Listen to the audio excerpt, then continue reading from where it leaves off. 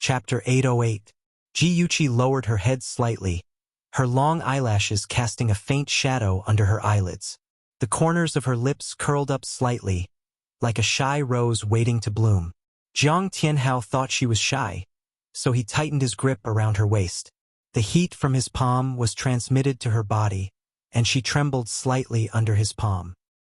He curled his lips in satisfaction, but he didn't know that she was trembling from disgust. Ji rarely stayed in the dormitory, but she had sprained her ankle today, so it was inconvenient for her to go home. So Jiang Tianhao sent her to the female dormitory. Imperial University's dormitory management was very strict. After 8 o'clock in the evening, boys were not allowed to enter the female dormitory. So even if Jiang Tianhao was worried, he couldn't send Ji upstairs personally. He expressed his reluctance and worry perfectly, not appearing frivolous, but also warm. He pursed his lips and said gently, "Yuchi, be careful upstairs. Don't get your feet wet. If you need anything, call me at any time." Okay, senior. Thank you for today. Good night." Ji smiled faintly and waved. "Good night." Jiang Tianhao watched Ji limp into the dormitory building. He estimated that he would call her after she returned to the dormitory. "Yuchi, have you arrived?" I'm back in the dormitory. Senior, it's getting late. You should go back." Jiang Tianhao looked up. A window on the 5th floor was open, and a familiar figure was standing in front of the window. Seeing him look up, the figure immediately waved. Jiang Tianhao raised his eyebrows and smiled, waving back. Ji watched him leave, and his back was pulled very long by the light. She suddenly smiled, and under the light, her smile looked a little strange. Her phone suddenly rang. She thought it was Jiang Tianhao calling, but when she picked it up, she saw that it was the person she hadn't contacted for a long time. She was a little flustered and confused. When the phone rang again and again, she made up her mind and answered it. "Hello? Come down." It was a short and powerful word. "Huh?" She didn't react. "I'm downstairs." The low voice suppressed a touch of haze. "Oh, I'll be right down." Ji could tell that someone was in a bad mood, so she responded sensibly. Fortunately, Ji roommates hadn't returned yet, and there was no one in the corridor, so she could rush downstairs as fast as she could. A black Maybach was parked on the side of the road. It wasn't very conspicuous under the shade of the trees. Ji subconsciously stopped running and limped to the side of the car pitifully. Aze, who was wearing a black trench coat, stood beside the car and opened the door for her. She pretended to sit in the back seat with much effort. Shun's thin lips were pursed tightly, and his dark eyes were like dark clouds. He stared at Ji silently, making her feel extremely oppressed. She coughed and tried to break the awkward silence. "Why are you here?" He didn't answer her question, but glanced at her perfectly bandaged ankle. "What's wrong with your ankle?" His voice was very calm, but Ji felt a chill run down her spine when she heard it. She carefully moved her right foot forward and laughed dryly. "It's nothing. I accidentally twisted it." "How did you twist it?" He stared at her deeply, his eyes as cold as ice, and wanted to get to the bottom of it. Ji felt guilty for no reason. She felt that he seemed to know something. After hesitating for a while, she finally chose to tell the truth. "Actually, my ankle is fine. I'm just pretending." She didn't know how her words had offended him, but his perfect, handsome face suddenly darkened. He exuded a cold aura, and his eyes were fierce and malicious. He gritted his teeth and said, "You're trying to trick me by injuring yourself to gain my sympathy. Humph, you're so scheming just to get close to Jiang Tianhao?" Ji was stunned. How did he know that it was because of Jiang Tianhao? Shunzhi took her stunned expression as a silent admission. His anger swelled, and his expression became uglier. He said darkly, "Don't tell me you were also the one who hired the 3 people who attacked you?" Ji was stunned again. She quickly became angry and said anxiously, "What nonsense are you talking about?" It was obvious that Jiang Tianhao was the one who had hired those 3 people. "The campus is so big. Why did he suddenly appear and save my life?" Do you think that I'll believe him again after falling for his trick once? The more she spoke, the more aggrieved she felt. Her eyes turned red. In her previous life, she was foolish and stupid. She thought that Jiang Tianhao had descended from the sky to save the damsel in distress, and that he was her destined Prince Charming. In this life, how could she believe him again? She was just going with the flow and allowing Jiang Tianhao to get close to her. Looking at her misty eyes and hateful expression, he suddenly chuckled and felt an indescribable relief in his heart. He thought that she liked Jiang Tianhao. When he saw Jiang Tianhao carrying her all the way to the school hospital, his heart felt like it was being bitten by thousands of ants. As long as she didn't like Jiang Tianhao, it was fine. He didn't care how she played with him. Ji Yuqi was still feeling sad. Unexpectedly, when she heard Shunji's laughter, she flew into a rage out of humiliation. This despicable guy. Ever since New Year's Eve, he had refused to contact her. Now that they finally met, he actually laughed at her. He was too much. She snorted angrily and turned her head to look out the window, ignoring him. A hand suddenly landed on the top of her head and ruffled her silky hair. "You're angry, huh?" He said the last word in a nasal voice. His voice was slightly raised, and there was an indescribable sense of affection in it. She snorted and continued to ignore him. Shunji's lips curled up. He ruffled her hair again and said in a low voice, "No matter what you want to do, I can help you. Don't put yourself in danger again." When he saw the three hooligans surrounding her, he almost rushed forward. Fortunately, he was rational and realized that she actually knew martial arts. The hooligans were the ones who were injured. Then he waited for Jiang Tianhao to arrive. When Ji Yuqi heard what he said, she was too embarrassed to be angry. She turned to look at him. "You've been following me all this time? Why?" Shunji looked calm. "I haven't seen you in a long time, so I came to take a look." When he found her, she was surrounded by three men. After Jiang Tianhao helped her out, he followed them all the way to the dormitory. If it wasn't for his rationality telling him to hold it in, he would definitely have rushed out and snatched her from Jiang Tianhao's back. Then, he would have thrown that rascal into the lake to feed the fish. Ji Yuqi lowered her eyes slightly. "I thought you wouldn't want to see me." On New Year's Eve, the two of them had quarreled very fiercely.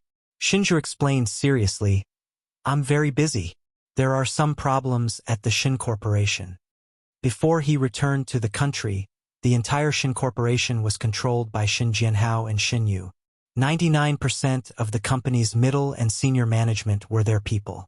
Although he was the vice president, he had no real power and couldn't do anything. He spent a month and a half to change the Shin Corporation. Half of the middle management was replaced. Shin Jianhao was furious and held a board meeting to condemn his actions. He threw out a document on the spot. The document contained all kinds of unbearable records of the middle management. Some of them used their power for personal gain, some accepted bribes, and some colluded with rival companies. Every record had real evidence, which made the shareholders speechless on the spot. Those shareholders, including Shin Jianhao and Shin Yu, only then did they know that Shunji, who had been ignored by them, was not to be underestimated. Before he returned to the country, he had already premeditated. In the future, the Shin Corporation would be stirred up a bloody storm. Shin Jianhao regretted calling Shunji back, but it was already too late. Ji Yuqi didn't know that he had already turned the Shin Corporation upside down. She thought that he was being suppressed by Shin Yu and had a hard time. She wanted to comfort him, but didn't know how to say it, so she simply changed the topic. "Before you came, why didn't you tell me in advance? It's quite far from the company to the school. You came here so hastily. If you didn't meet me, wouldn't it be a wasted trip?" Shunji raised his eyebrows, a faint smile appearing in his charming phoenix eyes. "I saw your timetable. You have a class tonight. I remember it very clearly." Ji Yuqi opened her mouth slowly. "Okay, I admire you." A smart person's brain was indeed different. The smile in Shunji's eyes deepened. He liked to see this woman's deflated look. It was much cuter than her fake perfect smile. The two of them were silent for a while. He suddenly said, "What did you think of what I said that night?" Ji Yuqi didn't react for a moment. What did you say? He looked at her steadily. Be my personal chef and I'll avenge you. At the mention of this, Ji Yuchi's face immediately turned ugly. Her voice was a little sharp and impatient. No need. I'll take care of my own matters. You don't have to worry about it. Why? Why did he have to tear apart her disguise and see her ugly side? She couldn't calm down. She turned around and grabbed the door handle, wanting to escape again. However, he grabbed her arm tightly. His low but gentle voice reached her ear. You're angry because I investigated you? It's not that I don't trust you. It's just that... He paused. In the end, he said the words hidden in his heart. I just want to understand you. Ji Yuchi's body stiffened. She didn't dare to look back at him. Her voice was dry as she said, Your intentions are good. I'm very grateful to you. However, those things are my private matters. I hope you won't touch them again. The more you get to know me, the more you'll realize that I'm not the kind of girl you think I am. You'll be disappointed. She felt that her tone was a little harsh. She added, If you want to eat the food I make, you can look for me any time. In this life, the person she wanted to make up to the most was him. She would do her best to treat him well. Shinja frowned. He didn't understand. He just wanted to treat her well. Was that not allowed? After a moment of silence, he let go of her arm. She quickly opened the door and jumped out. Drive carefully. She stood by the roadside with a sweet smile on her face. It was as though nothing had happened between them. The black Maybach sped on the road. Shinja leaned against the back seat. His eyes were slightly closed and his thin lips were pursed. The atmosphere in the car was stifling. Aze glanced at Shinja through the rearview mirror and said lightly, Young master, you don't understand women at all. Awesome novel, Hongcha 866. Chapter 809. Shinja slowly opened his eyes and glanced at him sharply. His voice was cold. Do you know her better than I do? Aze's face was expressionless. At least I have two sisters.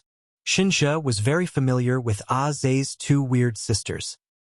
He silently lit 2 candles for Aze in his heart and then signaled him to continue speaking with his eyes.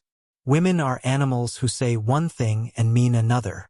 They say they don't want you, but they really want you. They say they don't want you to care, but in fact, they want you to silently help them settle everything. They act like they don't care, but in fact, they want you to chase after them and value them. Aze's taciturn image was completely different. He endlessly imparted his experience to Shinja. When he said, Of course, this only represents a portion of women. Shinja's brows were so tightly furrowed that they could almost squeeze a mosquito to death. Obviously, with his single-celled emotional intelligence, those women who say one thing and mean another must have nothing better to do. Couldn't he just say it clearly?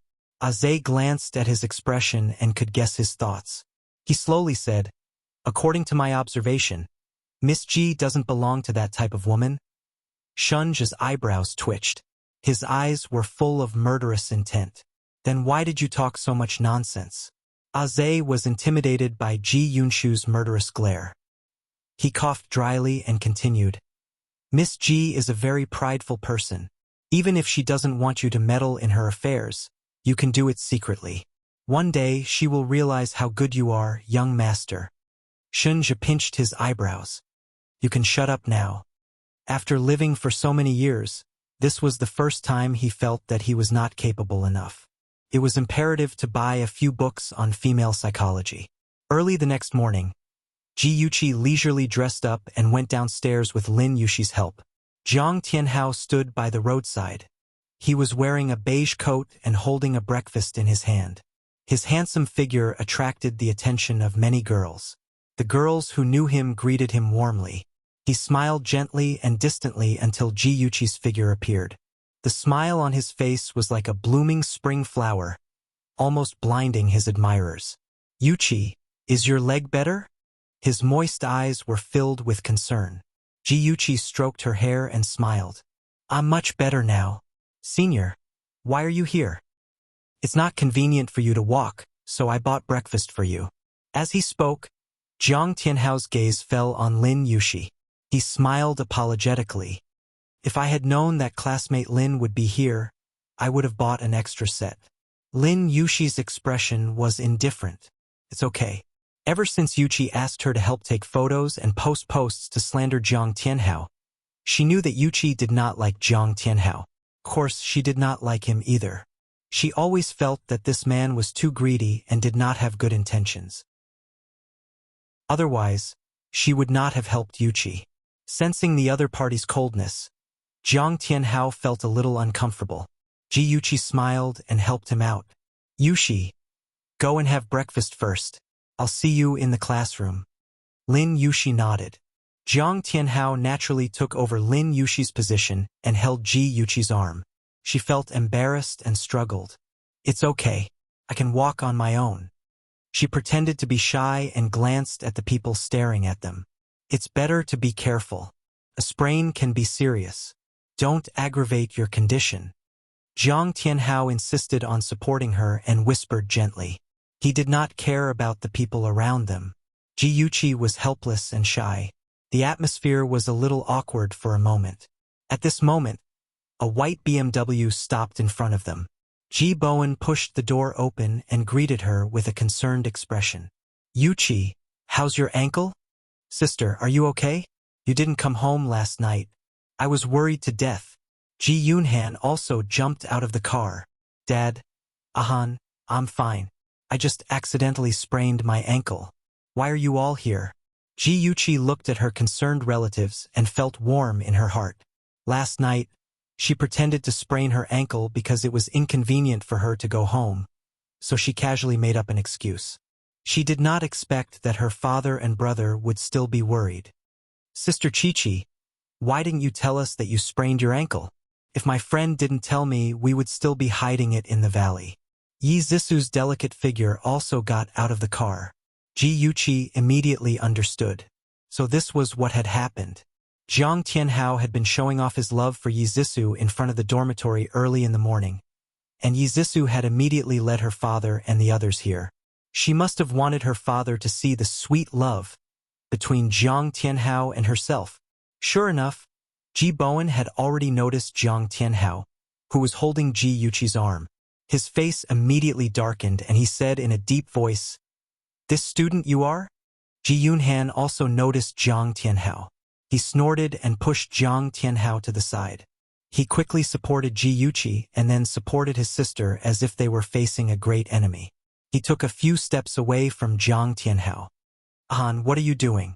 Ji Yuchi pretended to be dissatisfied and muttered a few words in a low voice. She then looked at Jiang Tianhao worriedly.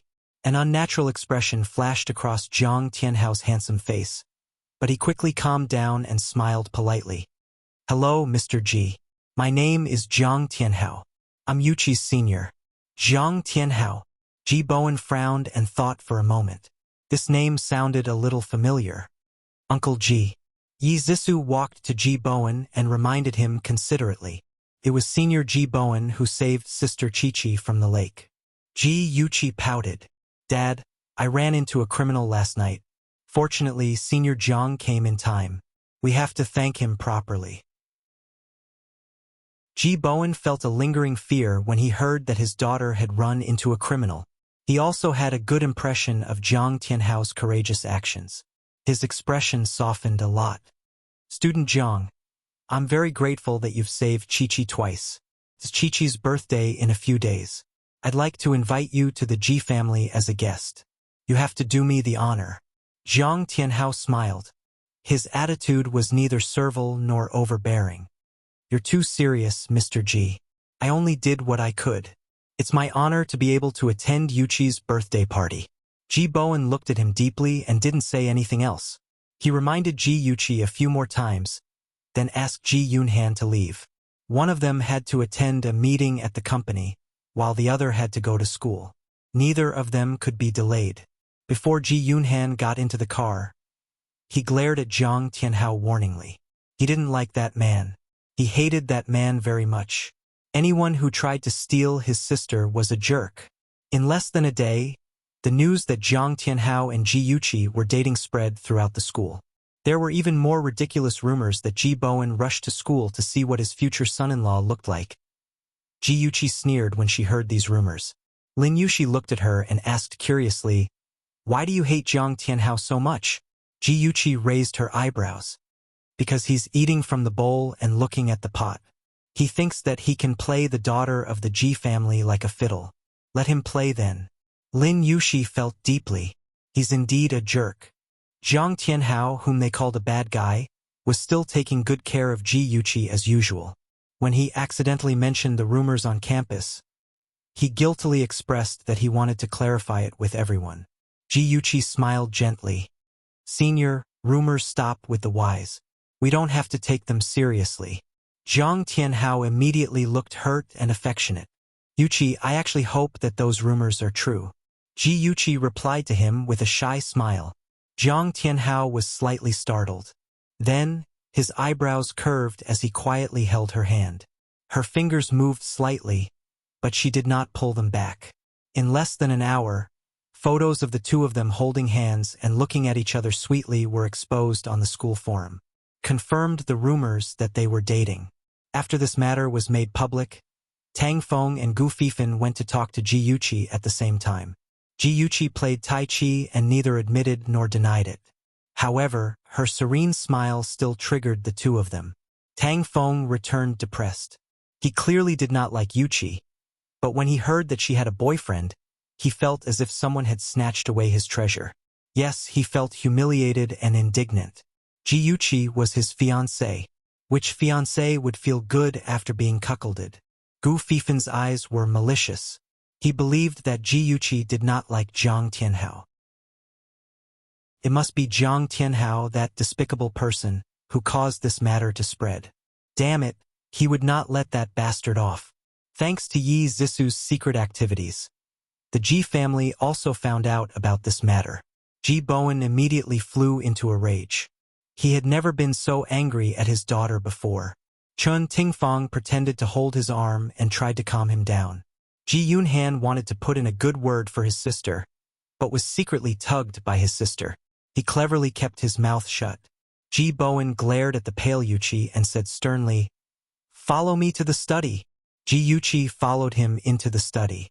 As soon as the door was closed, tears rolled down her face. She pitifully called out, "Dad." No matter how angry Ji Bowen was, he could not help but soften when he saw his daughter's pitiful appearance. He sighed and said, "Chi-Chi, break up with Jiang Tianhao immediately. You can't have any contact with him." Seeing the blue veins on her father's neck throbbing with anger, Ji Yuqi didn't feel good either. However, for the sake of her plan, she had to follow the script. With tears in her eyes, she asked, "Dad, why? Why can't I like Jiang Tianhao?" Ji Bowen pressed the space between his eyebrows.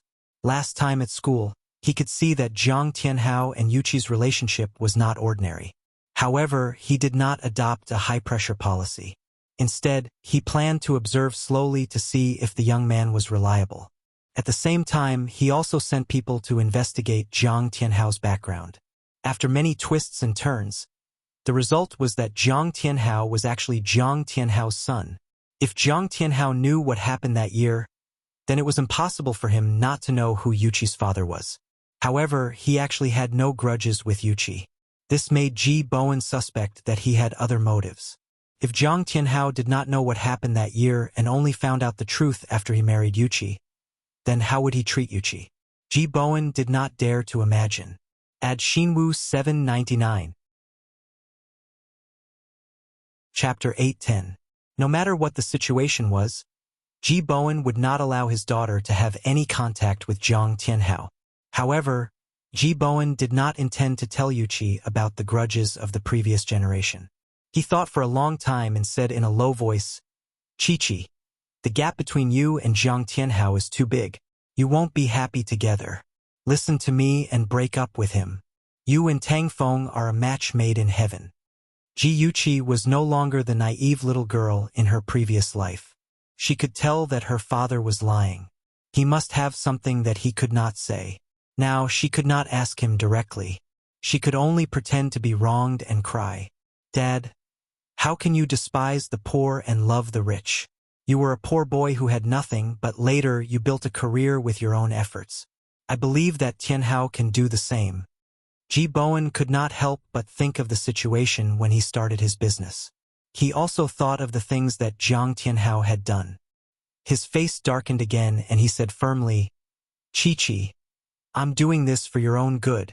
Although Jiang Tianhao looks very good on the surface, he is actually very shrewd. I'm afraid that you will be deceived by him. Ji Yuqi bit her lip. There was some hesitation on her beautiful face. Ji Bowen knew that his daughter was struggling in her heart. He put his arm around her shoulder and said gently, Chi-Chi, I'm more experienced than you, and I can see people more accurately. Jiang Tianhao is not someone you can control. Listen to me and don't contact him anymore. You grew up with Tang Feng and have a good relationship with him. I've discussed with your grandpa Tang. We'll take advantage of the birthday party to settle your relationship. What do you think? No, Ji Yuqi said in a panic. Dad, I'm not suitable for brother Tang Feng. He doesn't like me and I don't like him. Dad, give me some time. I'll deal with my relationship with Jiang Tianhao. Don't force me to get engaged to brother Tang Feng, okay? Although the engagement between the Tang and Ji families had been set long ago, it was only a verbal agreement and had never been announced to the public. Ji Bowen originally planned to announce the engagement and cut off the relationship between Yuqi and Jiang Tianhao. However, Yuqi said that there was no romantic relationship between her and Tang Feng, so he had to change his mind. After all, he did not want his daughter to be unhappy. Ji Bowen thought for a long time. He looked into Yuqi's eyes and said slowly, Chi-Chi, I won't force you. I hope you don't let me down. Ji Yuqi nodded heavily and apologized in her heart. Dad, I'm sorry. I've made you sad again. But please believe me, I'll handle it well. Ji Yuqi's 21st birthday party would be held in the Ji family's villa. Many celebrities were invited. Chen Tingfang was very busy. In order to show her benevolence as a stepmother, she had personally written all the invitations.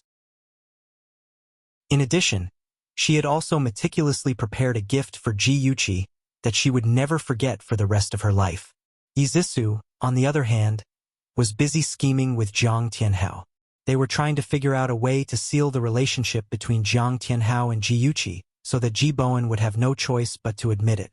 Ji Yuqi stayed in Ji Yunhan's room.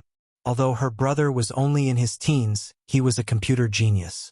She asked him to create a mobile phone virus. As long as he hacked into someone's phone, he could listen in on other people's calls. In less than 2 days, the kid created the virus and sent it to Yizisu and Jiang Tianhao's phones in the form of pictures. All their phone conversations fell into Ji Yuqi's ears. As night fell, the Ji family's garden was brightly lit. People dressed up walked through the luxurious hall. From time to time, the sound of wine glasses clinking could be heard. The older generation gathered together to talk about their careers or family, while the younger generation gathered in 2s and 3s to play. The music in the hall suddenly stopped, and a beam of light shone on the spiral staircase. Everyone's eyes were attracted by the woman who slowly walked down the stairs. She walked leisurely, wearing a red strapless evening dress that was perfectly tailored and ironed to accentuate her graceful curves. Her face was bright and beautiful, and her phoenix eyes held a trace of a smile. Under the luxurious crystal lights, she was like a red peony in full bloom. She was so beautiful that it could cause the downfall of a country, but she did not feel vulgar. She was born with a noble aura.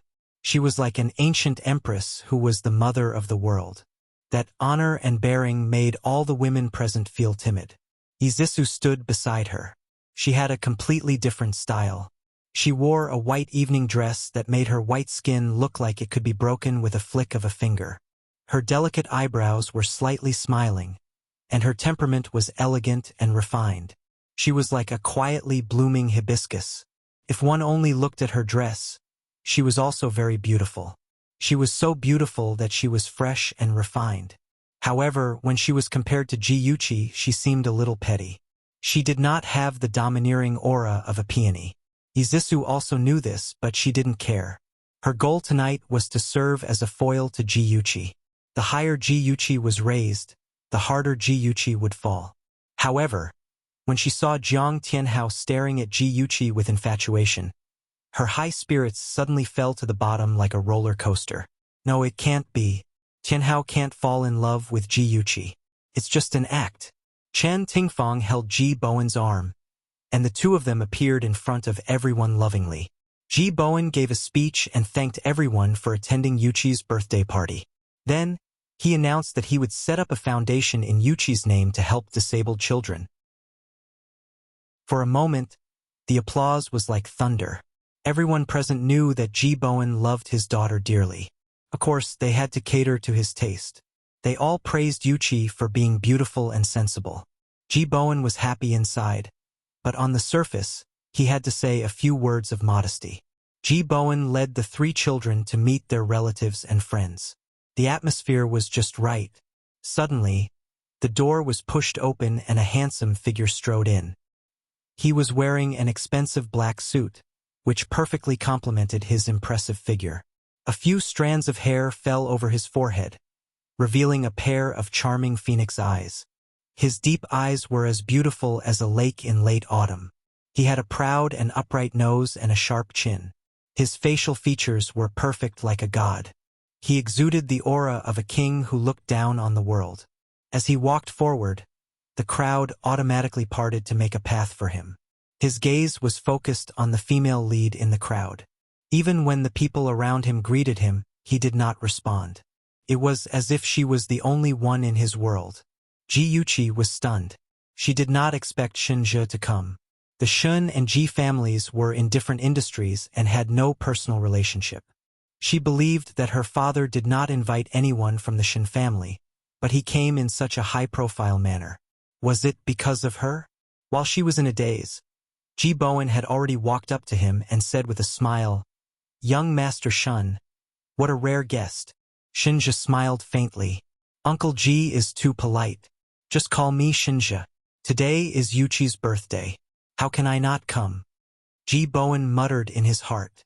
This young Master Shin rarely attended banquets. Moreover, the relationship between the Shun and Ji families was only SOSO.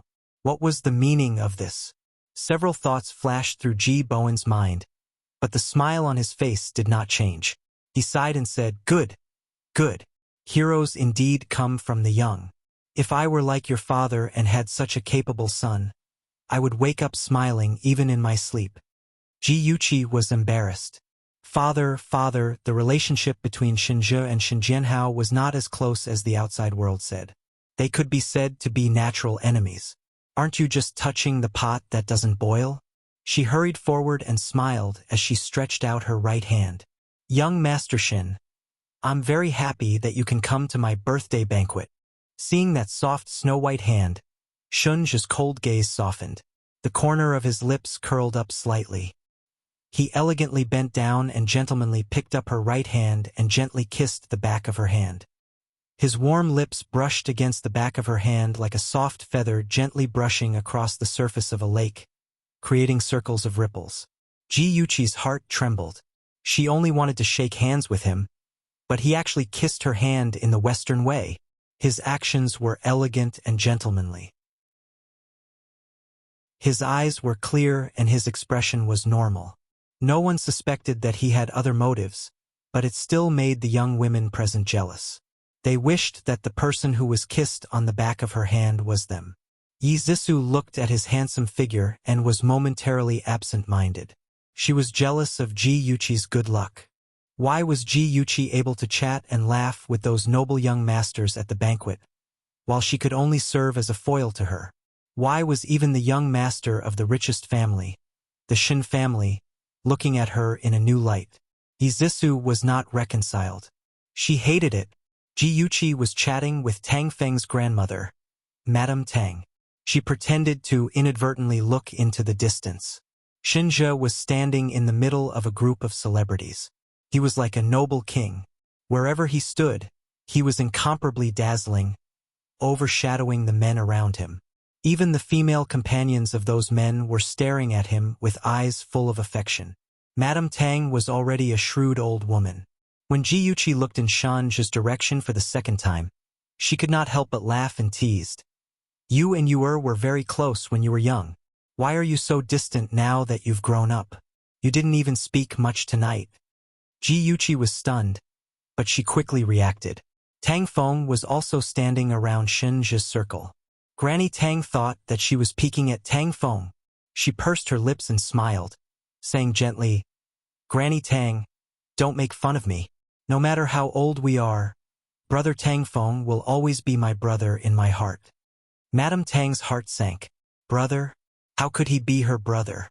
Originally, they had agreed to announce the marriage between the Tang and Ji families at the birthday party, but Ji Bowen suddenly changed his mind. Could it be that Yuqi did not like Yuer?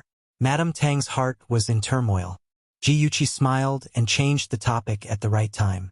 Madame Tang wanted to test the waters. A group of young boys and girls came to look for Yuqi, so she could only give up and say with a smile, "Yuqi, don't sit around with an old woman like me. Entertain your friends and have fun." Ji Yuqi left with a smile. Madame Tang looked at her back as she walked away, then looked at her precious grandson, Tang Feng, who was handling the crowd with ease. She felt very upset. Yuer once told her that he did not want to marry Yuqi. She thought that he was joking and did not take it to heart. She did not expect that the relationship between the two of them would become more and more distant. She decided to go home later and have a good talk with Tang Feng to see if there was any possibility between him and Yuqi. Come and see. Hongcha 866. Chapter 8:11. I'm sorry. I didn't mean it. In the brightly lit garden, a handsome man in a black suit stared at the red wine stains on Ji Yuqi's dress. He was chatting with his companions with a wine glass when he suddenly felt someone bump into his arm. The red wine in the glass spilled all over Miss Ji's dress. Ji Yuqi glanced at the stains on her chest and abdomen and smiled. "It's okay." She put the wine glass in her hand aside and glanced at her friends around her. She politely said goodbye. "I'll go upstairs to change my clothes first. Enjoy yourselves." Jiang Tianhao was the first to come out and said warmly, "Yuqi, do you need me to accompany you?" Ji Yuqi smiled. "No need, senior. I'll be back soon." In the hall, Shenjia was holding a glass of red wine and standing in the middle of a group of businessmen with a cold expression. He seemed to be listening carefully to their conversation, but in fact, his attention had been following Ji Yuqi. Seeing her walk upstairs, he quietly glanced at a corner. Aze, who was dressed in black and had no sense of presence, immediately followed her upstairs quietly. Ji Yuqi came out after changing her clothes. She had just taken 2 steps when a tall figure blocked her way. She secretly looked at the man. He was handsome and had a sincere smile on his face. Unfortunately, his eyes betrayed him. They were full of ambition and calculation. "Yuqi, do you remember me? I'm Chun Yifei, Zisu's cousin." Chun Yifei pretentiously brushed the hair in front of his forehead and raised his eyebrows handsomely. Ji Yuqi smiled. "So it's Chun Gongzi. Nice to meet you." "What Chun Gongzi? Don't be so formal. You're Zisu's sister. You can call me cousin too." Chun Yifei stared at Ji Yuqi with infatuation. She had changed into a black pearl tube dress and looked like a mermaid princess from the deep sea. She was dazzlingly beautiful. He couldn't help but reach out to touch her beautiful face. Ji Yuqi's eyes flashed with disgust. She turned her face to avoid his fingers and smiled faintly. "Cousin, what's the matter?" Chun Yifei's bones softened when he heard her call him cousin. He retracted his hand and smiled. "Yuqi, cousin, I have something to talk to you about. Let's go to your room." Ji Yuqi blushed and said shyly, "It's not convenient. It's not inconvenient. What I want to say is very important. It has something to do with your boyfriend, Jiang." Chen's eyes were burning. Ji Yuqi was curious. "How do you know about Jiang Tianhao?" Chun Yifei raised his eyebrows. "Have you forgotten that I'm also a student at Capital University? A friend of mine knows Jiang Tianhao.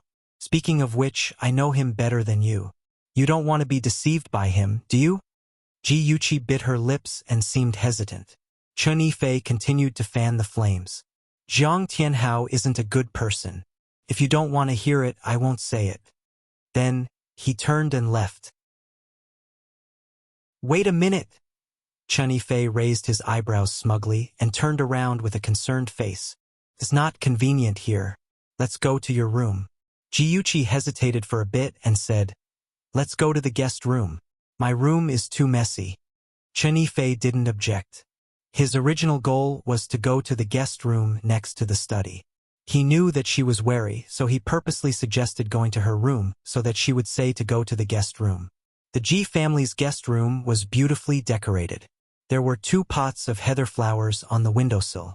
One was pink and the other was blue. It was very beautiful, but the smell wasn't that pleasant. Fortunately, the window was open, so the smell in the room wasn't strong. The fragrance of the flowers in the room was mixed with the smell of Chen Yifei's perfume. It smelled strange. Jiyuchi suddenly felt a bit hot.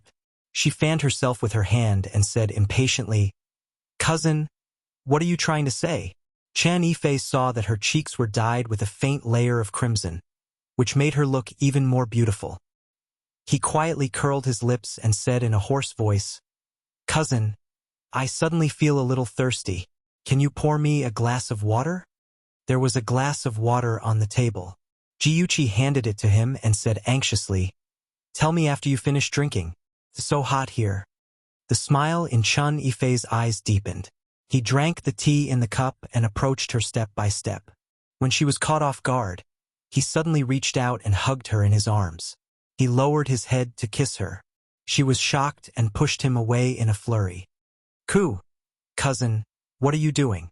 "Chi-Chi, I like you. I like you very much. Give it to me." He held her in a daze, his hands stroking her body skillfully. He was secretly pleased with himself. With his superb skills and the effects of those aphrodisiacs, Jiyuchi would definitely fall at his feet. Just as he was fantasizing, he suddenly felt a pain in the back of his head. His vision turned black and he fell to the ground. Jiyuchi kicked him in disgust.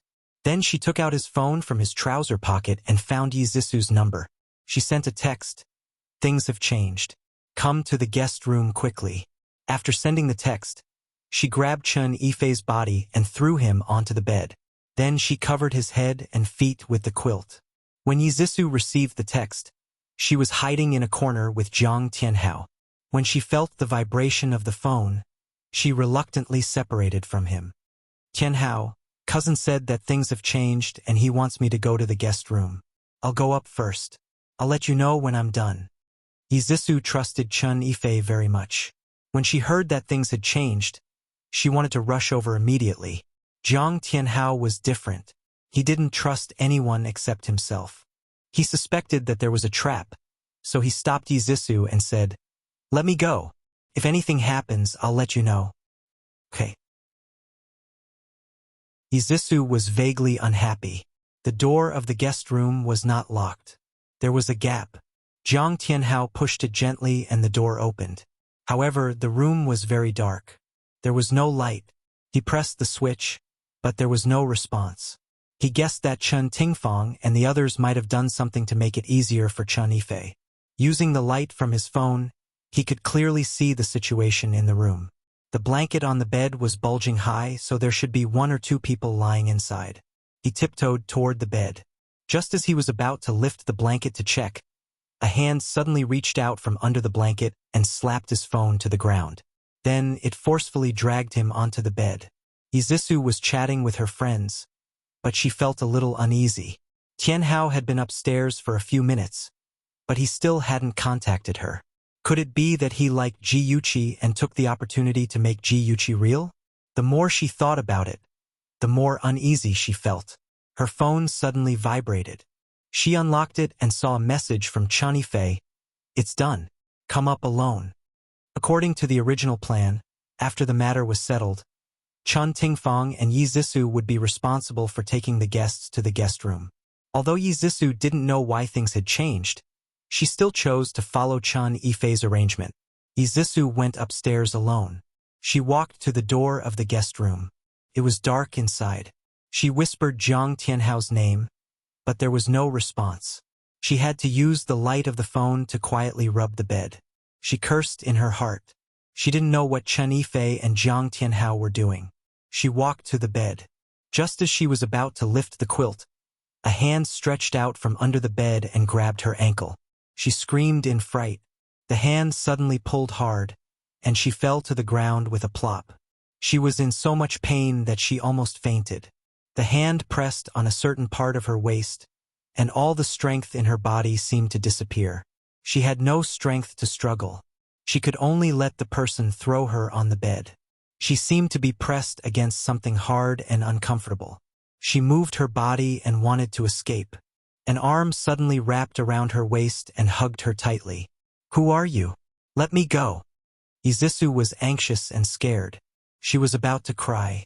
What the hell was going on? The air was filled with the strange scent of heather flowers. Izisu had experienced it before. She knew what the scent was like. It was the scent of a man's passion. Her mother said that the flowers had aphrodisiac effects, so they deliberately placed 2 pots in the guest room. But now Izisu regretted it. She was unknowingly bewitched by the scent of the flowers. Coupled with the burning body on top of her and the large hands rubbing against her sensitive parts, her heart was filled with desire. She really wanted to be loved by Tianhao. Izisu couldn't help but hug the body on top of her. She called out in a daze, "Tianhao, I love you. Tianhao, cousin, cousin, you're so beautiful, so mesmerizing." The head on her chest affectionately sucked on her buds, and from time to time, a low gasp came from his mouth. Izisu suddenly woke up. She was so scared that her heart almost stopped beating. She frantically pushed away the person on top of her. No, cousin, it's me. I'm Zisu. We can't do it. Cousin, I like you so much." Chun Yifei felt that his body was about to explode. His mind was blank, and he could only rely on his instinct to tease the person on top of him. He wanted to make Ji Yuqi, that little slut, feel pleasure under his body and feel like dying. "Cousin, you can't do it. It's me. I'm Zisu." Feeling the hot and hard part squeezing between her legs, Zisu's tears kept falling. Her rationality told her that she couldn't do it, but the scary thing was that her body actually wanted to be filled by that thing. No, how could she do this?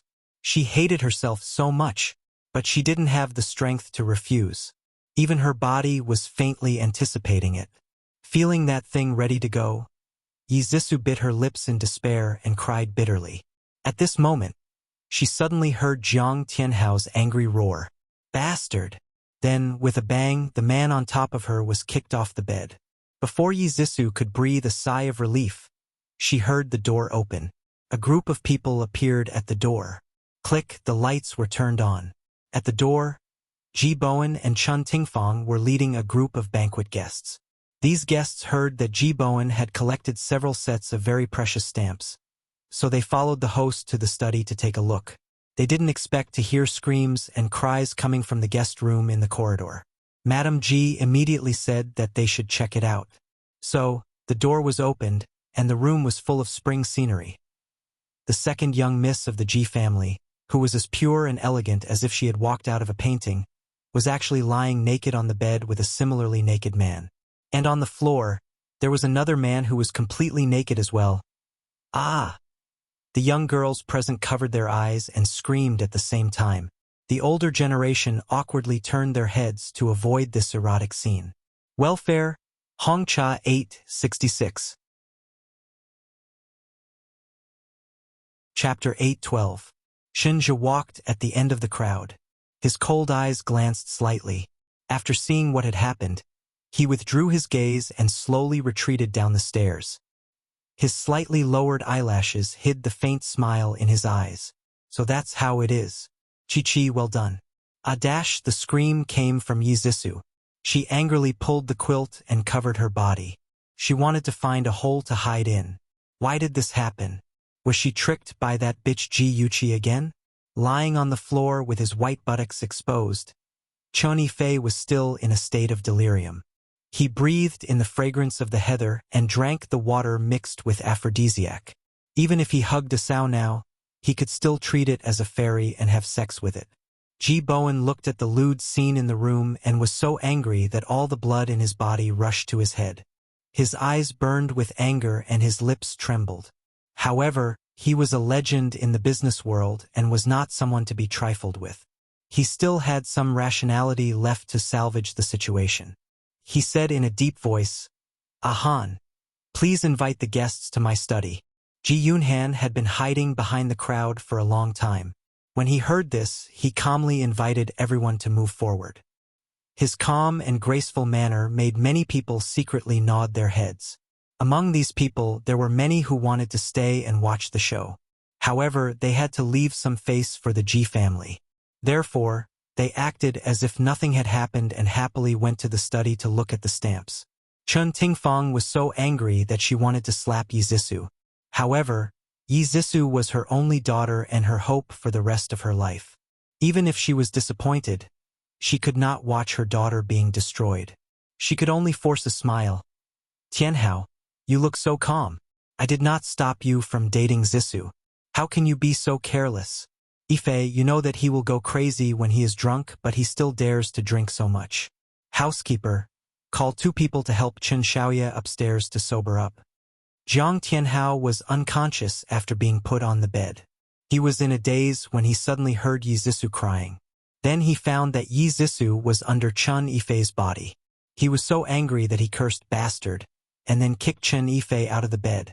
Until he was caught in bed by a large group of people, his brain was running fast. He did not know what went wrong and caused the current situation. He didn't know what to do, but after hearing Chun Tingfang's words, he immediately understood. His face revealed an ashamed expression as he mumbled, "Auntie, we drank a little and couldn't control ourselves for a moment." Ji Bowen was so angry that he almost set the room on fire. Jiang Tianhao, that bastard, was lying through his teeth. He was Yuqi's boyfriend. How could he get together with Zissou without breaking up with her? How could he have sex with her? How could he do that? How could he do that? How could he? As for that bastard Chen Yifei, he was even worse. Ji Bowen did not believe Chun Tingfang's words of drunkenness. That bastard kept saying cousin. Was he not referring to Yi Zissou? Chun Yifei actually dared to covet his own cousin. If he was not a bastard, what was he? "I'll give you 10 minutes. Come to my study when you're done." Ji Bowen angrily threw down these words and turned to leave. If he stayed any longer, he was afraid that he would not be able to control himself and would want to hit someone. After such a scandal, the guests who had attended the banquet quickly took their leave. When Ji Yuqi came out of her room, she was faced with an empty hall. Wine glasses were strewn about, giving off a feeling that everyone had left at the end of the song. She picked up a glass of red wine and took a sip. A tall and slender figure walked quickly to her and asked in a low voice, "Is what happened in the guest room true?" Ji Yuqi glanced at him. Tang Feng, who was favored by the heavens, had an ugly expression on his face. His eyes were still. She avoided his gaze and faintly said, "Yes, it's true." Tang Feng's mind went blank, and the blood drained from his face. He did not go upstairs with the others, so naturally, he did not see the erotic scene. However, when he heard the whispers of the others, he still had a trace of hope that they were slandering Yi Zissou. When he received confirmation from Yuqi, all his beautiful fantasies about love were shattered. In his heart, Yi Zissou was a pure and kind goddess. How could she do such a thing? Ji Yuqi could only sympathize with him.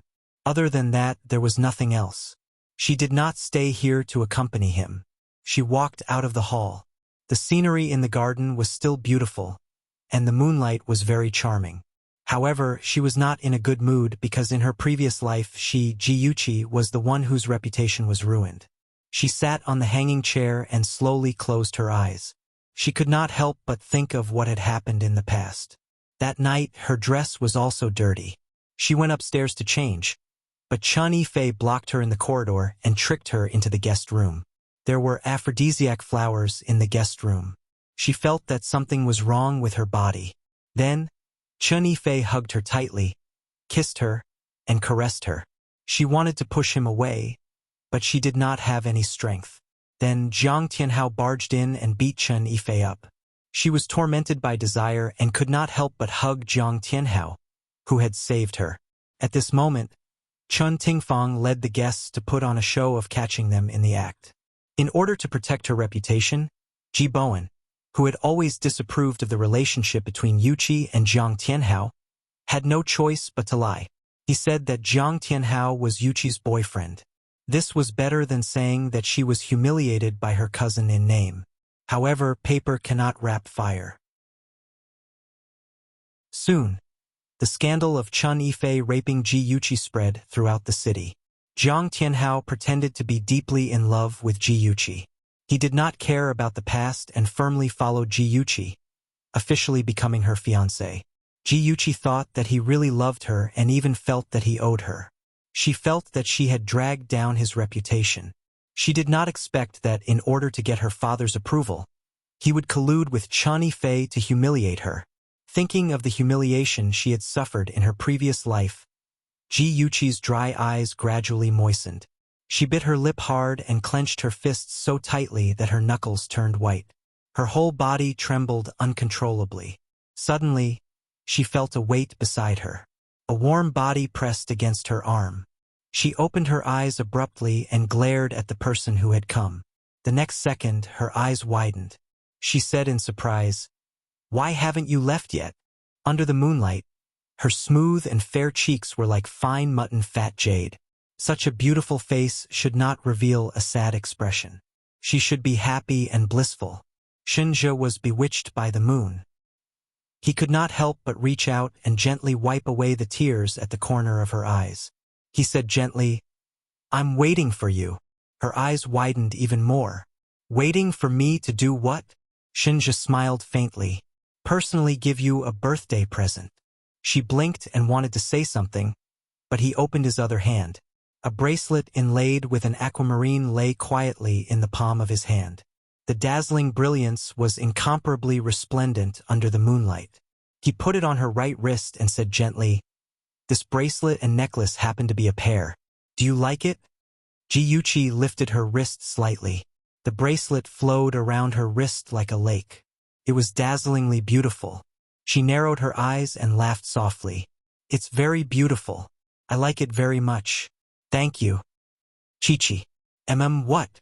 Ji Yuqi admired the bracelet on her wrist seriously. She did not notice that a certain someone had become intimate with her.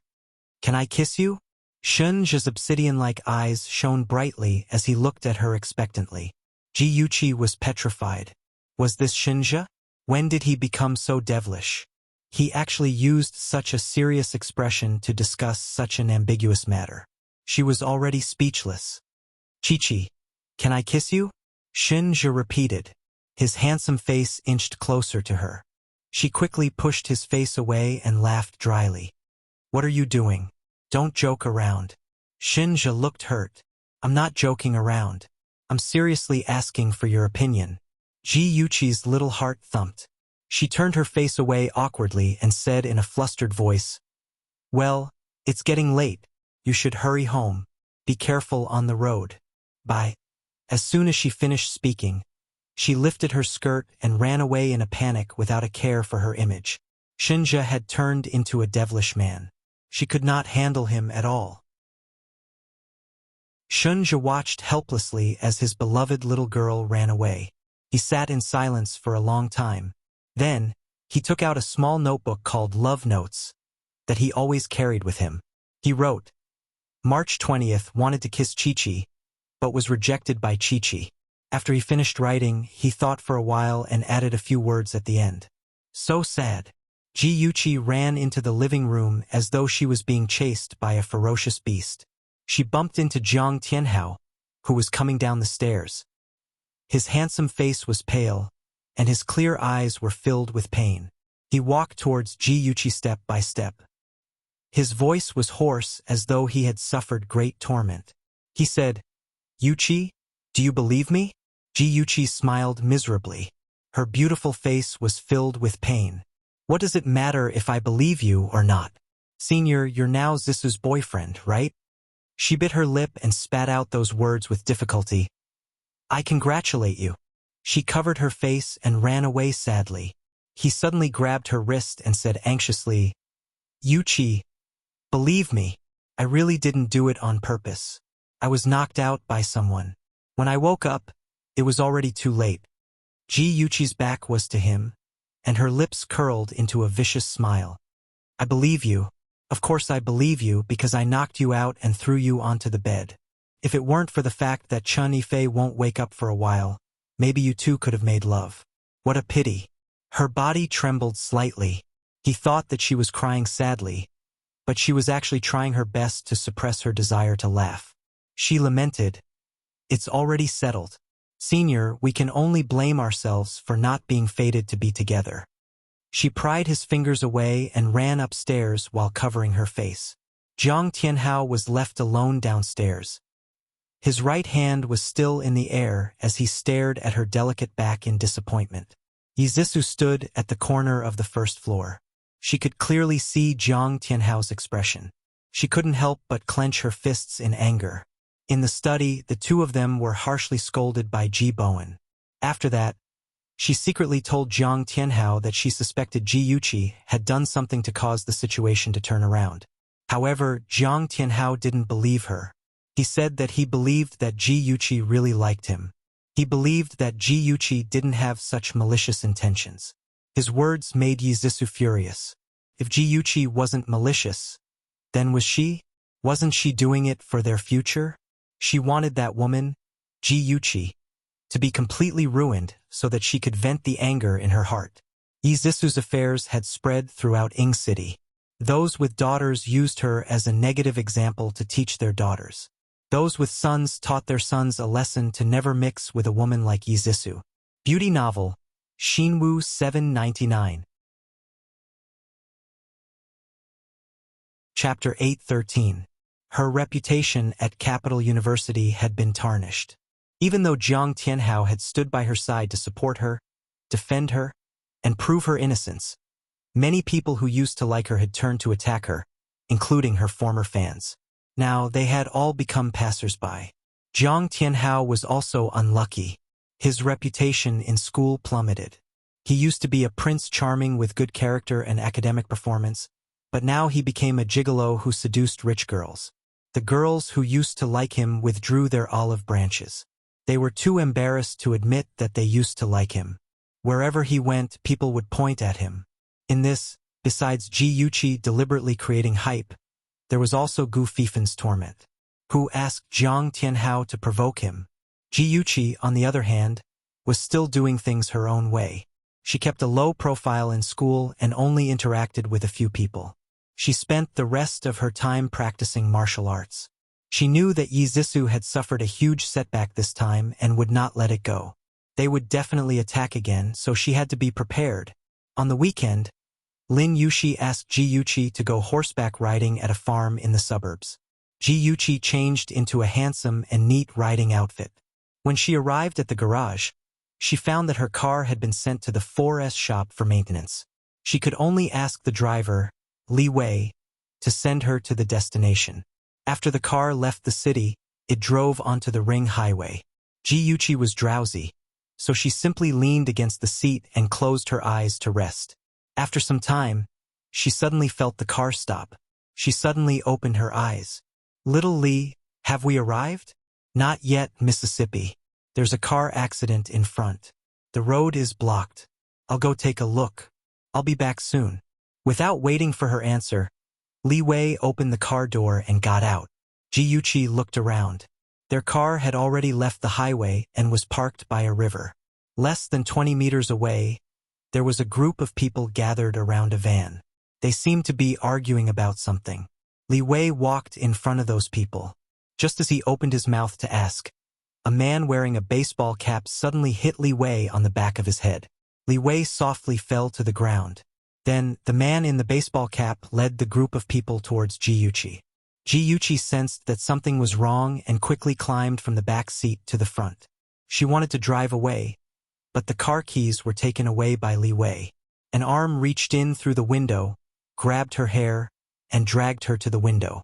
Another person got in from the other side of the car and covered her mouth and nose with a handkerchief stained with knockout powder. Ji Yuqi immediately stopped breathing. When she was practicing swimming, Zhao Yao often threw her into the swimming pool. She could hold her breath underwater for up to 15 minutes.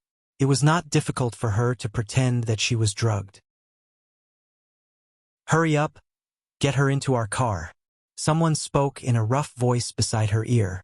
Then, she was lifted up by two people and thrown into the van rudely. Her hands and legs were tied, and her head was covered with a black hood.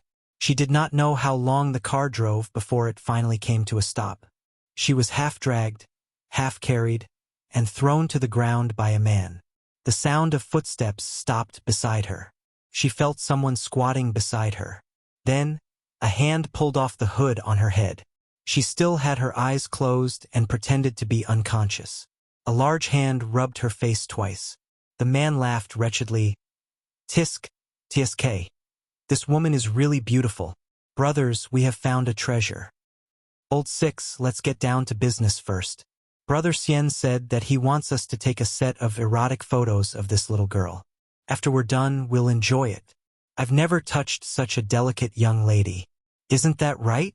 My cock is already hard. Let's hurry up and finish. I want to make this little b** tsh suffer under my body. The 5 men surrounding Ji-Yuchi kept saying vulgar words. Each of them was rubbing their fists and palms together. Their eyes were shining like hungry wolves, ready to tear her to pieces at any time. Ji-Yuchi's heart was filled with disgust. She really wanted to kick away the man who was caressing her cheek. But she couldn't. There were 5 of them and they were quite skilled. If she acted rashly, she would hurt herself instead. She had to be patient and wait for the right time to strike. Shun Group, Vice President's office. Shun just stood in front of the floor-to-ceiling window, overlooking the bustling city, the busy world, and the vast sky.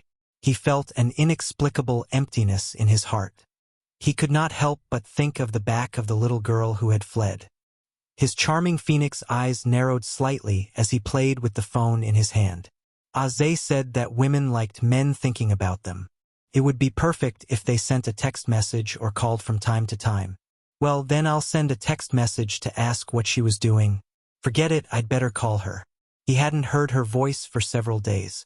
In the car on the side of the road, the milky white mobile phone was forgotten in the back seat of the car.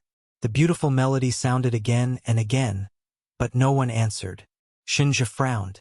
What happened to Yuchi? Why didn't she answer his phone? He quickly returned to his desk, opened his laptop, and used the positioning software to find the location of Yuchi. He found that she was in an abandoned warehouse in the suburbs. He immediately jumped up from the chair, grabbed the mobile phone and ran out. Since practicing martial arts, Ji-Yuchi's hearing had become sharp. She heard 3 people leaving.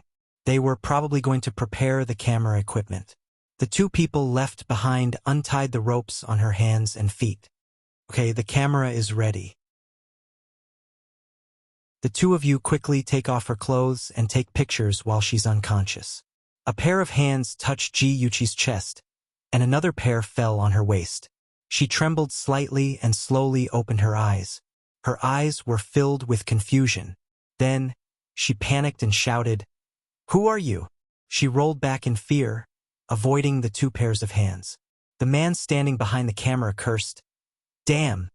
This woman actually woke up. Taozi, Denyo, you guys go and help. Take off her clothes for me. Hey! The 2 people who were called out couldn't wait for such a good thing to fall into their hands. With a lewd smile on their faces, they quickly went forward. The 4 men surrounded Ji-Yuchi and said obscene words. At the same time, they stretched out their hands and pounced on her body. Ji-Yuchi flew up and kicked one of them in the chest. That person was caught off guard and was kicked. He fell on the ground and cursed, "Damn girl, your strength is not small. Brothers, be careful." Even without him saying, the 3 men knew that they had avoided Ji-Yuchi's attack. A stocky fatty pounced on Ji-Yuchi and used his body to suppress her. She struggled with all her strength, but the 200 pounds of weight on her body made it impossible for her to throw him off. The fatty's 2 large hands grabbed her shirt and tore it apart. The fabric made a sharp tearing sound and her chest was instantly exposed in front of everyone. It attracted the lecher's green eyes. They rubbed their palms and couldn't wait to immediately pounce on her and tear her apart. When those hands touched her body, the memories of her being violated by that man in her previous life came flooding back. Her mind was filled with bright red bloodstains. She couldn't help but tremble. She stopped struggling and closed her eyes in despair. Her right hand quietly slid down, avoiding those people's hands. She touched her calf and touched the hard dagger. She quickly pulled it out. Ah! The fatty suddenly cried out in pain. There was an incomparably sharp dagger in his back. Ji-Yuchi suddenly opened her eyes. Her cold eyes coldly stared at the fatty who was sitting on top of her. At this moment, the bloodthirsty factor in her body was revived. With her strong hatred, she didn't stop at all. She pulled out the dagger and fiercely stabbed it. The stab hit his vital point. He stared in disbelief with his bloodshot eyes. Fresh blood flowed out from the wound. Ji-Yuchi expressionlessly pushed him away and he fell to the ground with a plop. The other four looked at Ji-Yuchi, who was covered in blood, and couldn't help but shiver. That woman was too terrifying. She was like a vengeful ghost that came to claim their lives. She held a blood-stained knife in her hand and stared coldly at them. Her clothes were open in front of her chest, and her soft breasts were wrapped in her bra. She looked as if her breasts were about to burst out, releasing a fatal charm. She casually pulled her lapel to cover it up a little. Her cold eyes swept over the four people who were already in a state of alert. She coldly said, "Who is Brother Xian? Was he the one who ordered you to kidnap me? Brothers, don't talk nonsense with her. Let's go together. Let's avenge the dead de Xiong. Go!" The four men casually picked up chairs, wooden sticks, daggers, and other items and rushed towards Ji-Yuchi. Ji-Yuchi was like a demon who had crawled out from hell. She coldly waved the dagger and circled around the four men. She didn't even blink as she cut off a man's ear, slashed another man's arm, and stabbed the dagger into another man's chest. She was also injured. A red and swollen bump appeared on her forehead. Her back and legs were slashed by the dagger. She gritted her teeth and didn't make a sound. These injuries were nothing compared to the pain of falling off a cliff in her previous life. She used the dagger to stab her enemies again and again. She didn't know who it was, but someone's blood sprayed on her face and blurred her vision. There were only two men left who surrounded her. Just as she was about to lose her strength, she heard a few gunshots and the two men stiffly fell to the ground. Ji-Yuchi's legs went soft. A figure quickly rushed over and hugged her tightly in his arms. His deep and hoarse voice was low and hoarse. "Chi-Chi, don't be afraid. I'm here." The strong smell of blood rushed to her nose. His palms were covered in sticky blood. Shinji didn't care and hugged Ji-Yuchi even tighter. The moment he saw her in danger, his heart almost stopped. Only when he hugged her and felt her warmth did he dare to believe that she was still alive. The man behind her was trembling. Ji-Yuchi's long eyelashes fluttered. The red in her eyes slowly dissipated and her mind regained some clarity. She killed someone. She really killed someone. Although she had fantasized about killing Jiang Tianhao countless times, she had never put it into practice. This was her first time killing someone, but she couldn't guarantee that it would be the last time. She stared blankly at her hands. Her hands were stained with blood. She couldn't wash them clean.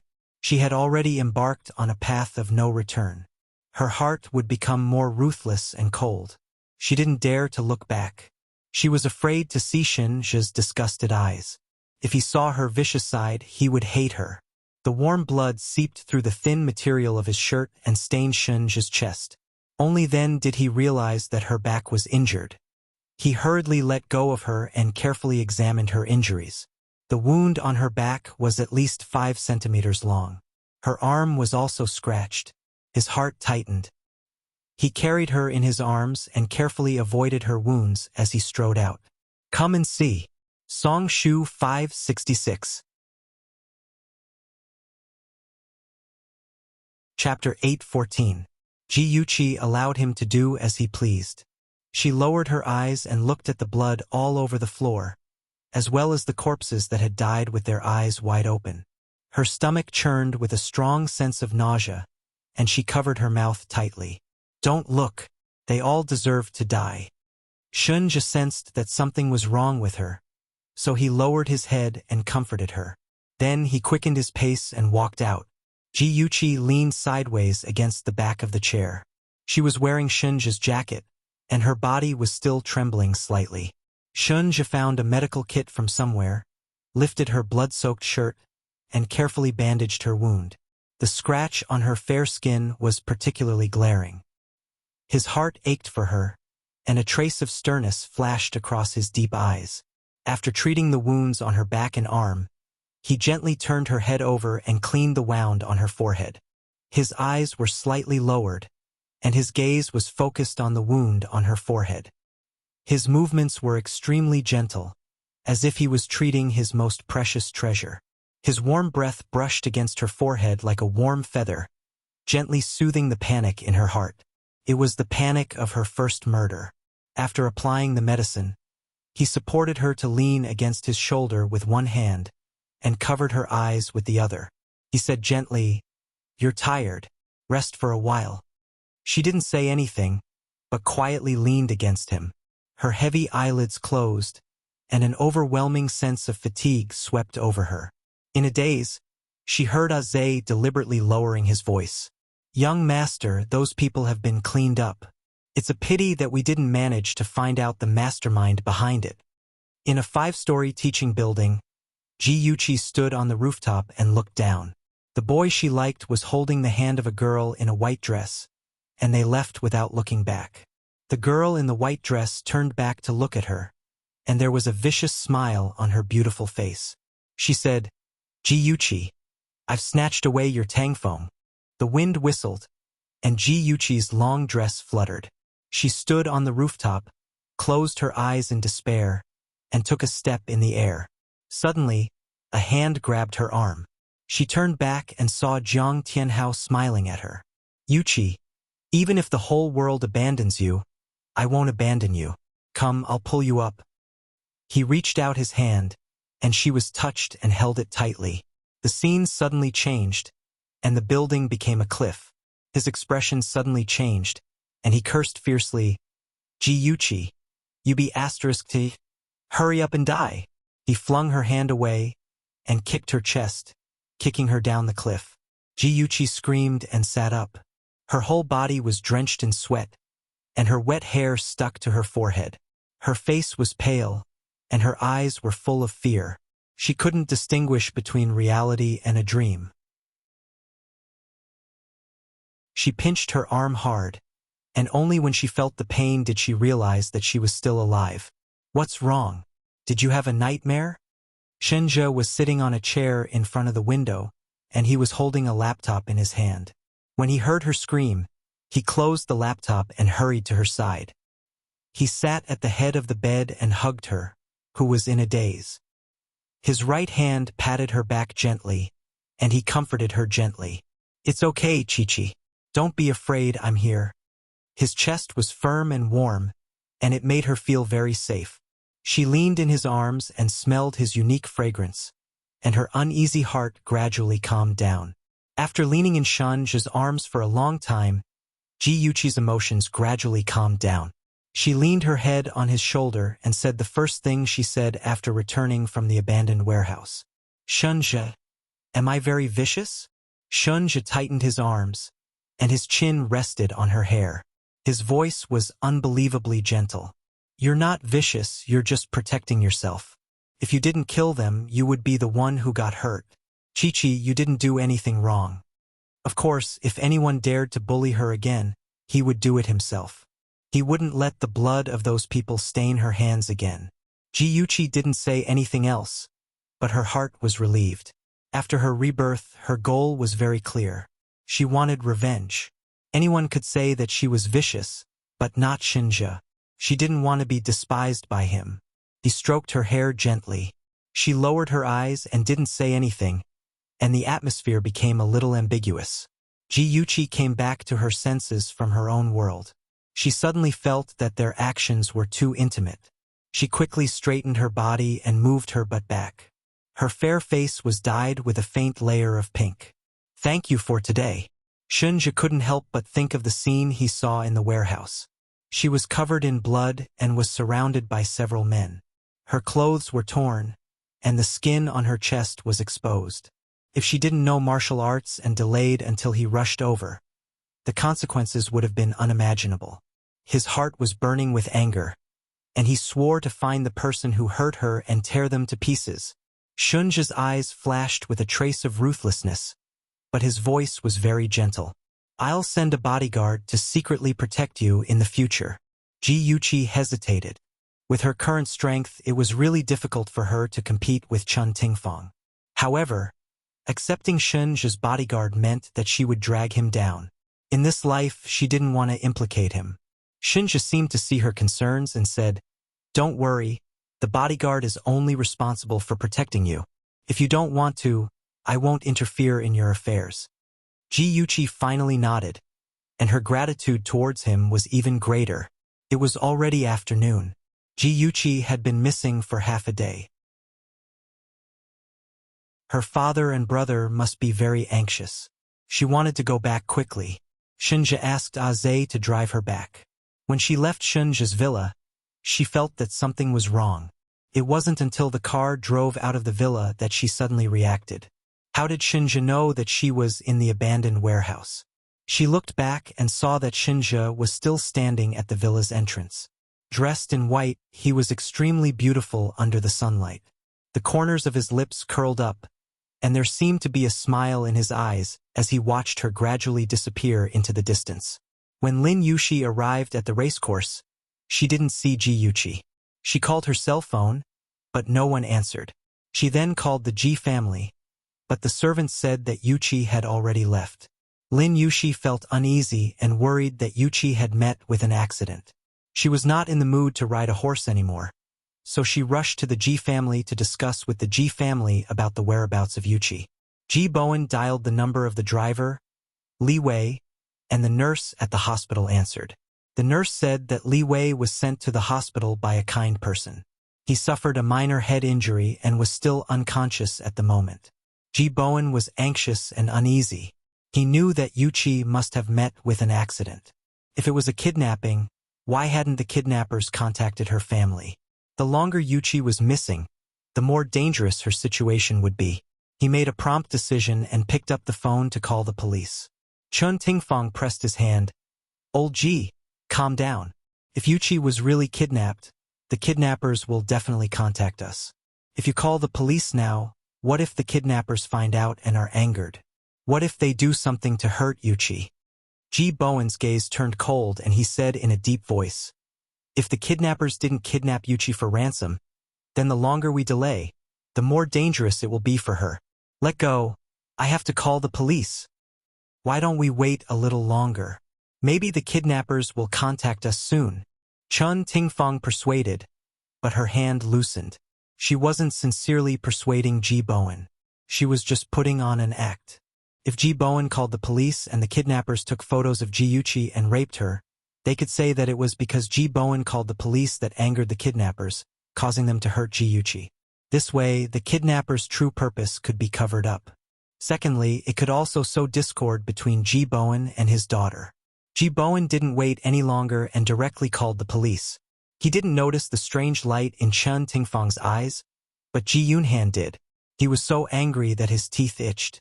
This old witch.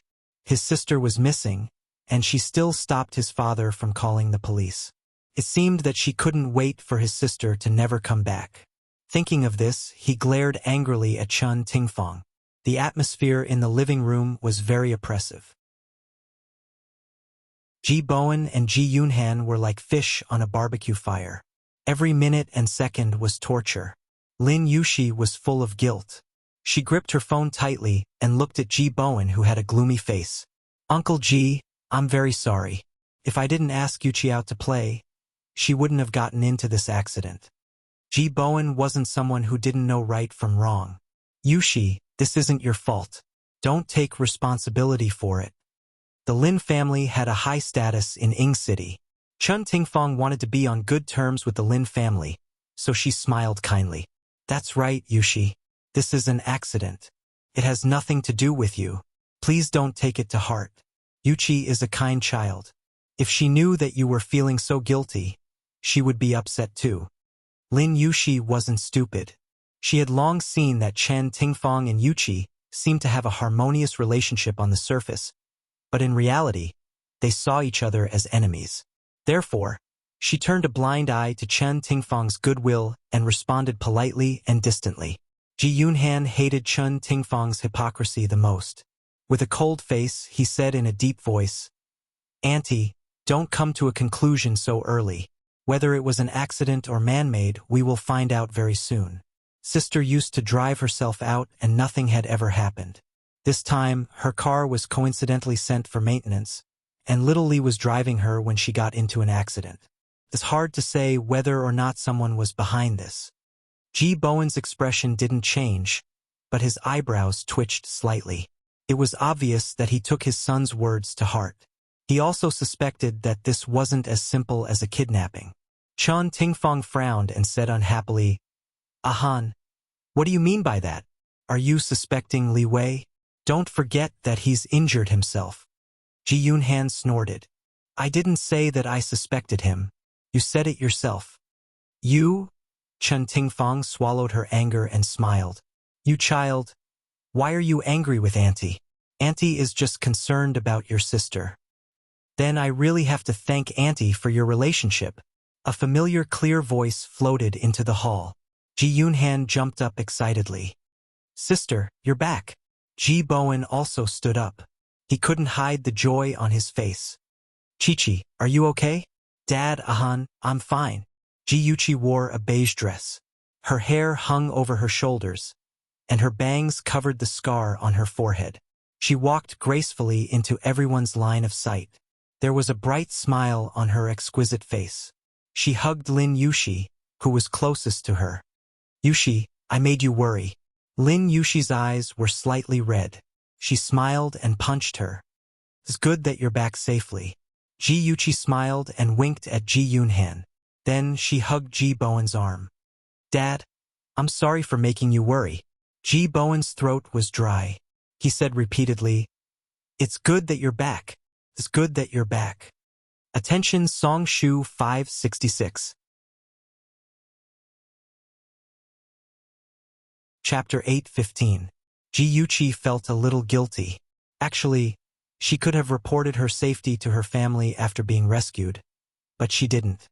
She had monitored Chen Tingfang and her daughter's phone calls. She wanted to secretly observe their reactions. As expected, the mother and daughter were very suspicious. Chen Tingfang had sent a message to Yi Zissou saying that the matter had been settled. Ji Yuchi suspected that they were related to the kidnapping, but she hadn't found any evidence yet. Chen Tingfang was the most surprised by Ji Yuchi's safe return. She pretended to be happy. "Yuchi, it's great that you're back safely. Where did you go? Why did you even change your clothes? We all thought you were kidnapped." She had even changed her clothes.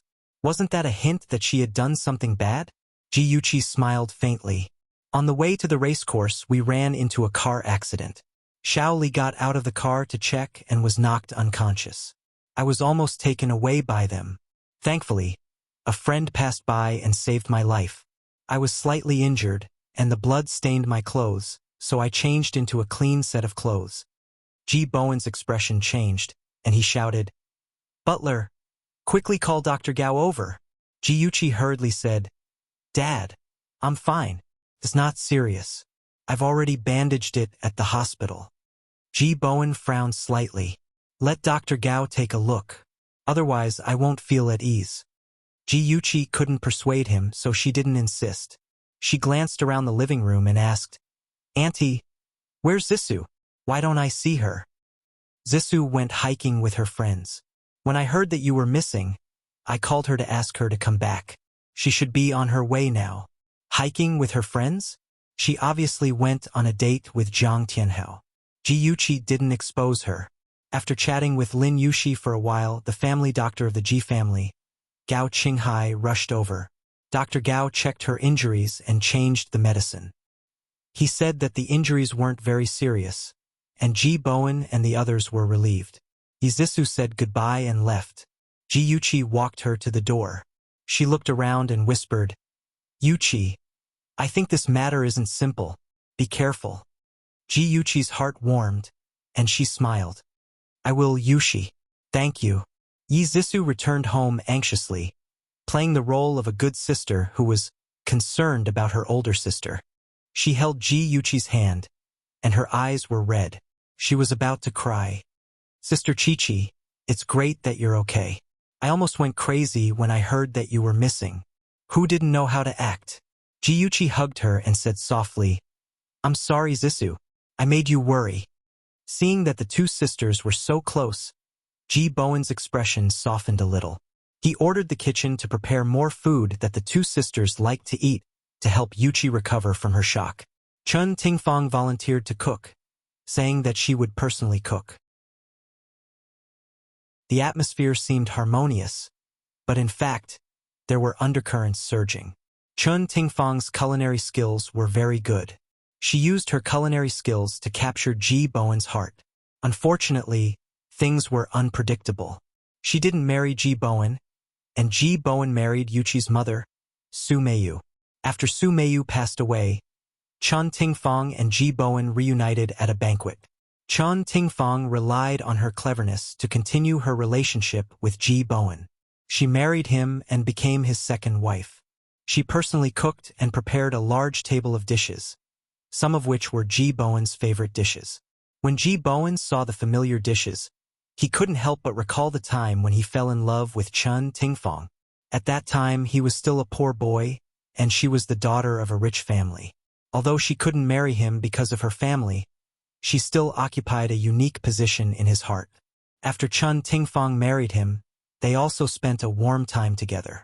However, as the two of them got along, Chun Tingfang's shortcomings were also exposed.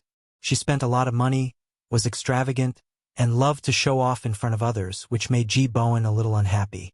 Furthermore, what she did to Yuchi during this period of time made Ji Bowen's heart cold, and his attitude towards her became even colder.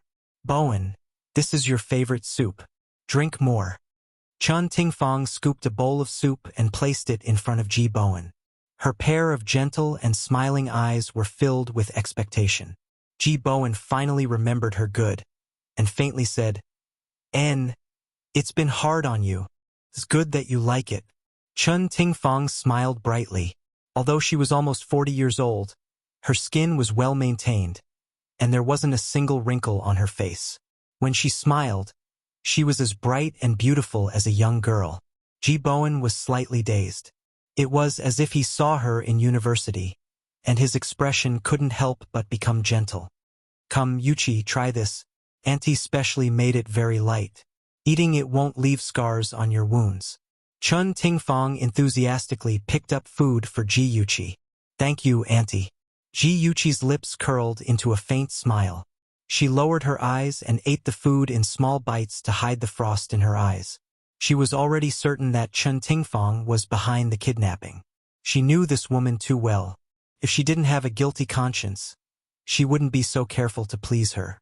Back in the room, Ji Yuchi had just finished changing her clothes. Ji Yunhan stood hesitantly at her door. Han, what's the matter? Ji Yuchi tidied her hair as she let him in. Ji Yunhan's handsome cheeks were slightly red, and his clear eyes flickered. He hesitantly said, Sis, there's something that I don't know if I should say. Ji Yuchi patted him on the head and smiled. I'm your sister. What's there that you can't say? That? Ji Yunhan scratched his head and stammered. Sis, if I say it, you can't laugh at me. In her previous life, the relationship between the siblings was cold. Ahan had never confided in her.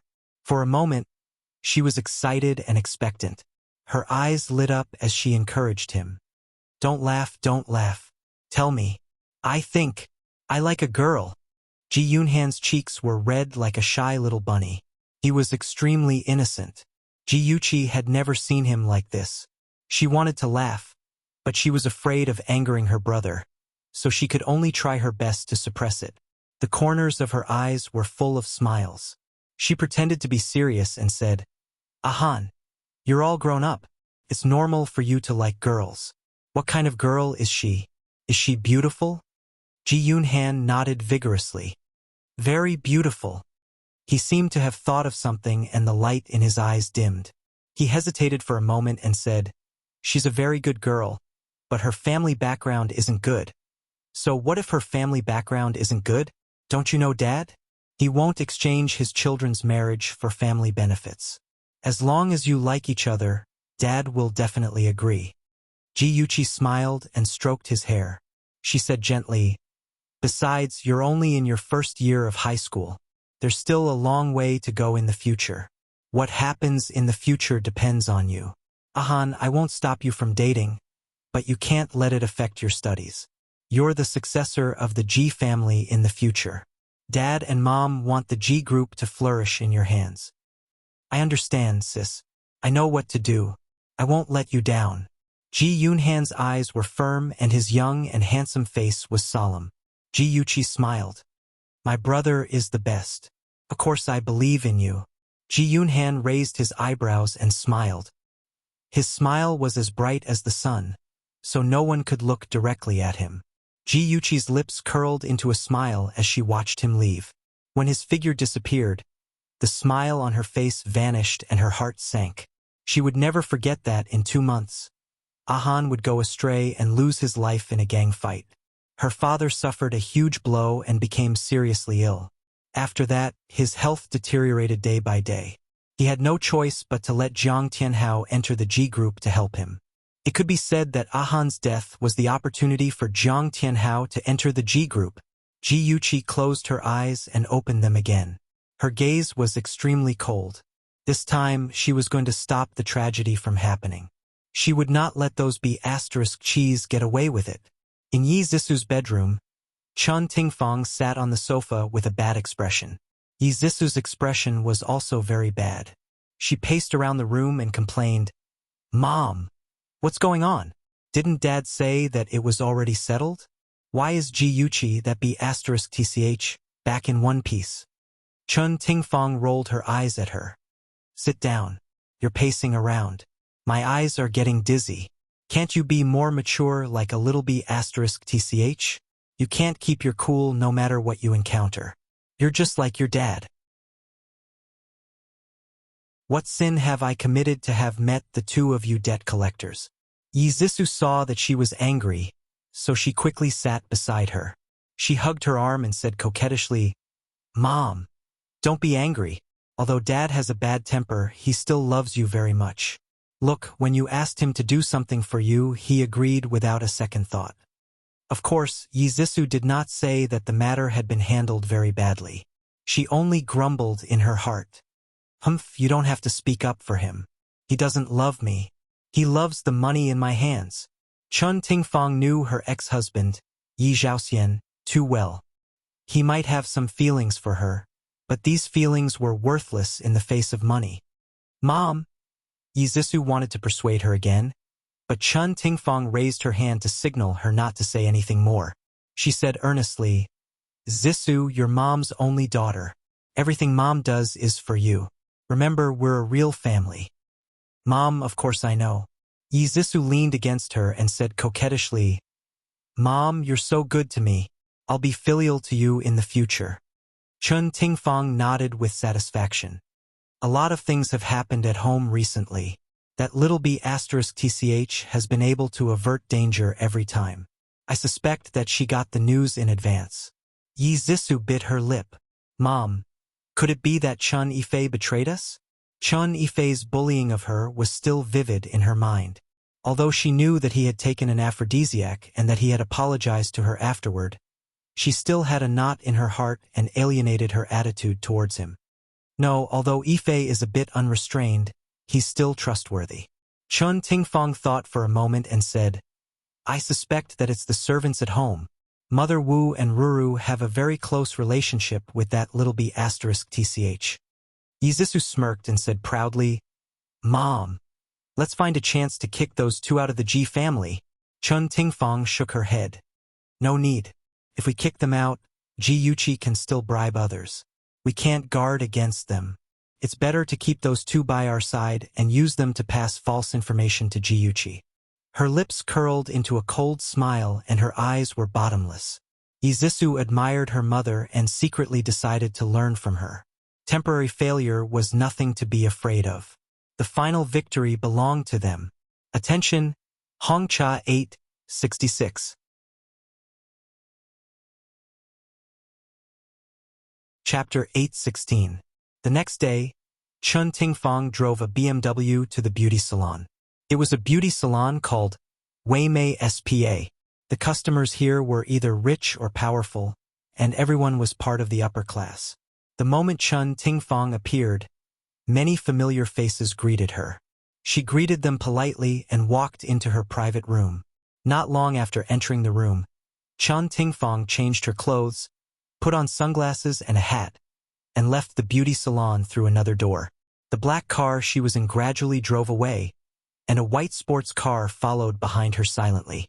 The black car was parked in the underground garage of a five-star hotel. Chun Tingfang carried her handbag and stepped out of the car elegantly in her 10 centimeters high heels. In the distance, a cold woman in black was sitting in the sports car, and her sharp and cold gaze followed Chun Tingfang's figure until she entered the elevator. Chun Tingfang pushed open the door of the presidential suite, lazily took off her glasses and casually placed them at the entrance. A pair of arms suddenly hugged her tightly from behind, and a hot breath brushed past her earlobes. The man's hoarse and deep voice rang in her ears. "Baby, I missed you so much. Stop fooling around. I have something to discuss with you." Chun Tingfang turned around and stared at the man in front of her, her beautiful eyes filled with coquettishness and resentment. "Asien, didn't you promise me that you would definitely take care of that little bitch Ji Yuchi? What exactly happened?" And she actually ran away. The man was tall and had a square face. He was handsome and domineering, but it was a pity that his eyes were too sinister, revealing a heart-palpitating viciousness.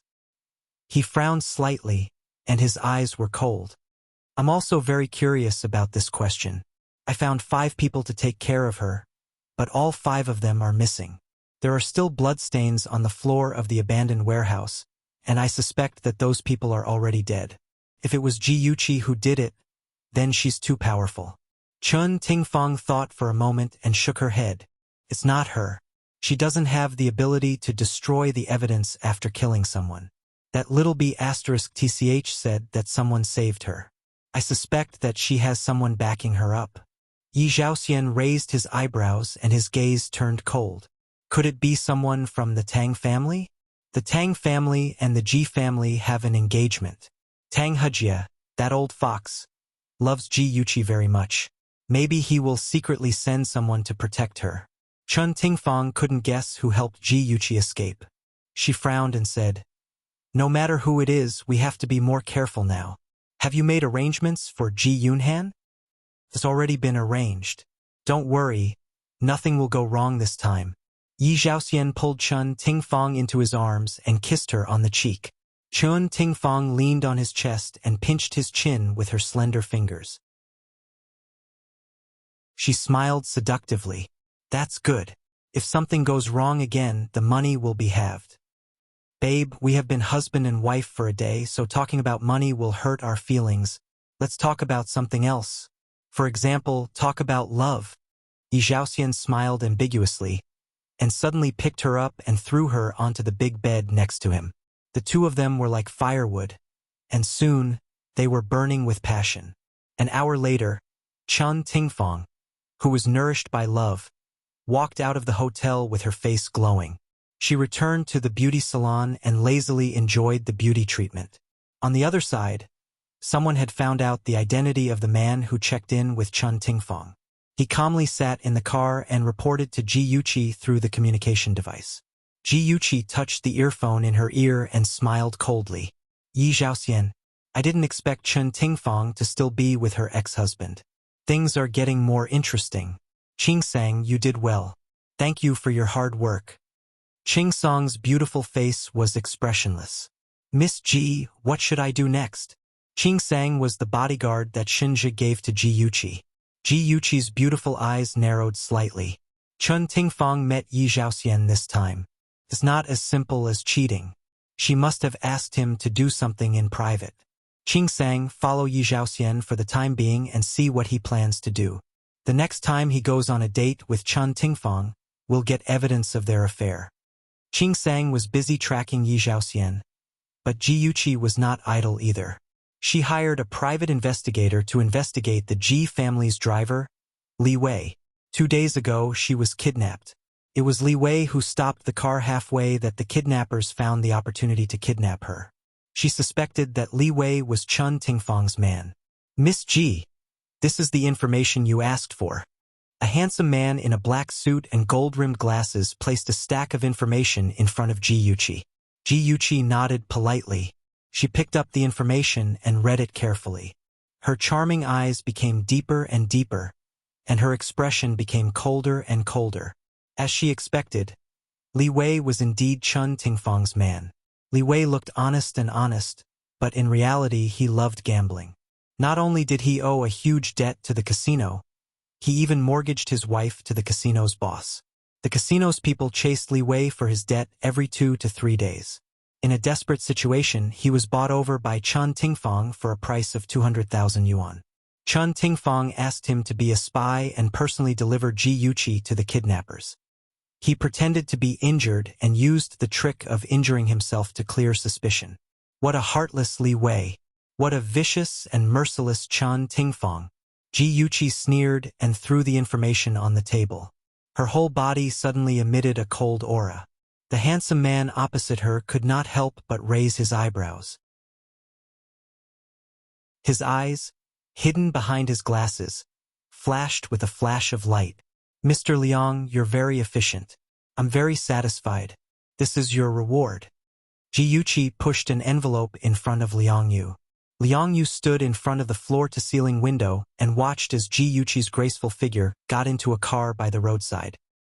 He picked up the phone and his handsome face had a respectful expression. Young Master Shin, I've already handed the information to Miss Ji. Yes, I'll take note. Liang Yu was getting more and more confused by his boss. He obviously wanted to curry favor with Miss Ji. Why didn't he make a move?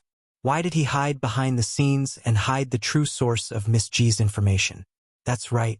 When Ji Yuqi found this small private detective agency, Shunja bought it and even sent his elite, Liang Yu, to take care of it. His goal was to make the entire detective agency serve only Ji Yuqi. Liang Yu was very clear about the importance of Ji Yuqi in his boss's heart. Therefore, he spared no effort to curry favor with this future wife of his boss. Every time he offered the most considerate service, he hoped that this future wife would put in a good word for him in front of his boss.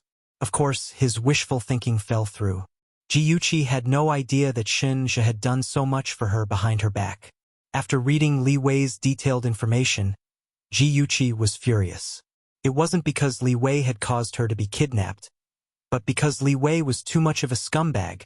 As a grown man, he had no sense of responsibility for his family.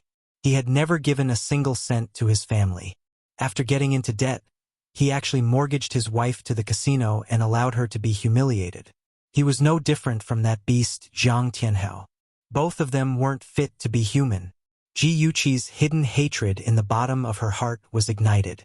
She decided to teach this scumbag a lesson on behalf of herself and Li Wei's wife.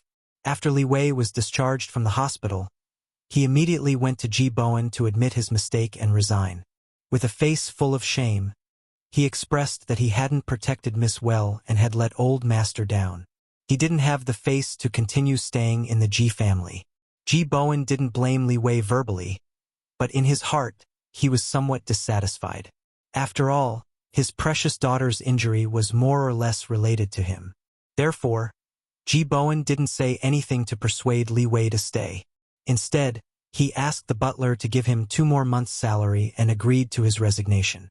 Li Wei carried a handbag and happily walked out of the bank. There were 200,000 yuan in the bag. He was going to take this money and leaving city to start a new life. The casino, the Ji family, and even his wife had long been forgotten by him. With so much money on him, Li Wei didn't feel at ease taking public transport. He specially called for a taxi to the airport. The driver turned his face and smiled sinisterly. Yo, you've struck it rich. You actually have money to take a plane. Hurry up and return the money from our casino. Li Wei looked as if he had seen a ghost in broad daylight. His face was frighteningly pale. How could there be such a coincidence? He actually met the casino's hired thugs. He subconsciously hugged the handbag to his chest and trembled as he said, I don't have money. I'm going to the airport to pick someone up. Humph, cut the crap. Follow me to the casino. The driver glared at him fiercely and stepped on the accelerator. The car sped towards the underground casino with Li Wei in tow. When they arrived at the destination, a burly man twisted Li Wei out of the car like a wine bottle and threw him heavily into the basement. Li Wei hugged the bag of money and curled up in a corner. A woman with disheveled hair and dirty body rushed in crying and wailing. She punched and kicked Li Wei. Li Wei, you bastard! You ungrateful scum! I'll kill you! This woman who seemed to have lost her mind was Li Wei's wife. She worked like a horse for the Li family and served her in-laws wholeheartedly. She treated her husband wholeheartedly, but her husband heartlessly sold her to the casino. These days, her life was worse than an animal's. If it wasn't for the fact that she couldn't bear to part with her child, she would have killed herself long ago. Stop hitting me, Shufang. I had no choice. I still love you. Look, aren't I here to pick you up now? Li Wei knew that he couldn't keep the 200,000 yuan and immediately jumped up to express his loyalty to his wife. Wang Shufang cried and laughed at the same time. Her eyes were bleak and despairing. If she didn't know the truth, she would have been deceived by him. She ruthlessly slapped Li Wei's face. You bastard, you don't deserve to be human. You only have money in your eyes. When have you ever thought about Huan Huan and me? Huan Huan was their daughter, and she was only 5 years old. What would she do with a father like this? The corner of Li Wei's mouth was cut and blood flowed out. He flew into a rage and pointed at Wang Shufang's nose. Wang Shufang, I'm warning you. Stop hitting me. If you dare hit me again, I'll divorce you immediately. Fine, I'll divorce you. I'll dump you, scum. Wang Shufang pounced on him and ruthlessly scratched his face. In an instant, 5 bloody marks appeared on his face. Through the surveillance camera, the couple could be seen fighting. Every time the woman was at a disadvantage, a bodyguard would rush out and ruthlessly throw Li Wei out. Thus, the fight between the man and the woman gradually turned into a one-sided beating of the man by the woman.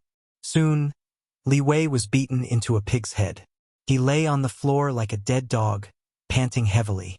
Awesome novel, Hongcha 866. Chapter 817. The owner of the casino, Mike, couldn't be bothered to look at Li Wei's cowardly face. He turned his head to look at the mysterious woman beside him. She was wearing a long black dress and had long curly hair. A pair of large sunglasses covered half of her face, revealing only her flame-like red lips. She was like a poisonous poppy flower, emitting a fatal charm from head to toe. Mike was very curious about this young woman who had come looking for him. If she hadn't told him that Li Wei would escape with a sum of money, they would have lost a huge sum of money. He raised his eyebrows and said, Miss, other than the 200,000 that Li Wei brought, he still owes us 300,000. Do you really intend to pay this debt on his behalf? Ji Yuqi said indifferently, I can give you the 300,000, but I have 3 requests. Please speak. Firstly, I don't want a second person to know of my existence. Secondly, let go of Wang Shufang and her daughter. Thirdly, cripple Li Wei's hands. Being able to run a casino, Mike naturally wasn't a mediocre person. He could tell that the other party had a strong background and had no intention of offending her. In this line of work, it was always better to have more friends than more enemies. Therefore, he agreed to Ji Yuqi's conditions without hesitation. Before coming out of the surveillance room, Ji Yuqi heard Li Wei's painful screams. She raised her eyebrows coldly and left without a change in her expression. The street was the most chaotic place in Ing City. Crooks mixed in with honest folk, and underground casinos were everywhere. Many hooligans gathered at the streets and stared at the passers-by with ill intentions. Occasionally, a few hooligans would whistle at the girls or approach them to strike up a conversation. The girls would be so frightened that they would run away hurriedly. Ji Yuqi ignored them and walked forward leisurely. However, after walking for less than 100 meters, she heard a familiar voice coming from the corner. Cici, don't bother about me. Run. Ji Yuqi's heart skipped a beat. It was Ahan. Judging from his voice, he seemed to be in pain. Could he be injured? Her face darkened, and she quickly walked to the corner. In a dark corner, four strong men surrounded a young man. The young man's handsome face was full of scars and his clothes were stained with blood. He looked at the enemy with fierce eyes vigilantly, protecting the girl behind him.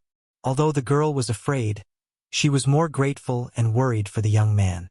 She shook her head and stubbornly said, "No, Ahan, I won't go. Even if I die, I want to die with you." The corner of Ji Yuchi's mouth twitched. "That lady called Cece, please wake up. Do you think you're filming a drama? Instead of running away and calling the police for help, you're holding Ahan back. Are you really doing this for his own good?" However, Ji Yunhan did not think so. He was very happy that Cece was willing to live and die with him. This gave him a great sense of happiness.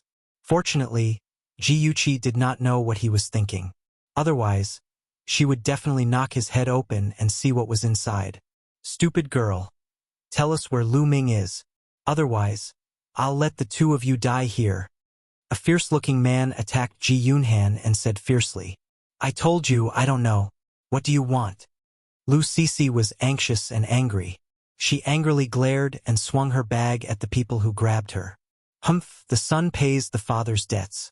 Since you don't know where your father is, you'll pay for him." The leader of the men had just finished speaking when his face was punched by Ji Yunhan. He was burning with anger and no longer took it lightly. He angrily said, "Brothers, beat this brat to death." The man spat a mouthful of blood on the ground. His fierce punches were fatal. His pair of small eyes were full of viciousness. "Stupid brat, since you want to die, I'll fulfill your wish." The four men rushed at Ji Yunhan at the same time. Ji Yunhan's handsome face was scarred. His expression was cold and solemn. His whole body exploded with a fierce aura. He actually managed to withstand their fatal attacks. However, he was still young and did not have enough combat experience. He also had to protect Lu Cece. Soon, under the pincer attack of the four men, he showed signs of weakness. Just as the four men rushed forward and planned to subdue Ji Yunhan, an ear-piercing police siren sounded. F***CK. "The police are here. Retreat." The group of thugs left Ji Yunhan and Lu Cece behind and hurriedly fled. Anyway, they had achieved their goal. There was no need to stay here and be arrested by the police. The hurried and chaotic footsteps gradually faded away. Ji Yuchi came out from behind the wall and turned off the alarm on her phone. In fact, there was no police at all. She had just downloaded a police siren and played it on her phone. The group of people had already gone far away. Ji Yuchi still had no intention of showing up. It was not that she was not worried about Ahan's injury, but she wanted to secretly observe what kind of girl Lu Cece was. She wanted to see if she was worthy of her brother's love. "Ahan, how are you? Is it very painful?" In the corner, Lu Cece anxiously grabbed Ji Yunhan's arm. Her voice trembled with panic and guilt. "It's all my fault. If it wasn't for me, you wouldn't be injured." Lu Cece's clear black and white eyes were covered with mist. Her pink lips were left with traces of blood because she had bitten her teeth too hard. Ji Yunhan looked at her enduring the pain and felt very distressed. He had long forgotten the pain in his body. He softly comforted her. "Cece, this is not your fault. Your father's gambling debt has nothing to do with you. You must not blame yourself." "Han, don't be so good to me. I'm not worth it." Lu Cece held back her tears and did not let them fall. Her strength, in Ji Yunhan's eyes, made him feel even more distressed. "You're worth it. You're a good girl. I like you." These words were still too embarrassing to say out loud. Ji Yunhan's ears were dyed with a touch of red. He uncomfortably avoided Lu Cece's clear eyes, coughed awkwardly, and changed the topic. "Cece, I'll take you home." Lu Cece tiptoed and carefully brushed Ji Yunhan's short hair away from his forehead. Her bright eyes were filled with distress. "Han, don't worry about me in the future. Those people, they won't let me go. I don't want to implicate you." Ji Yunhan's pupils suddenly shrank and his face became ugly. He said in a deep voice, Cece, in your heart, am I Ji Yunhan, that kind of timid person? No.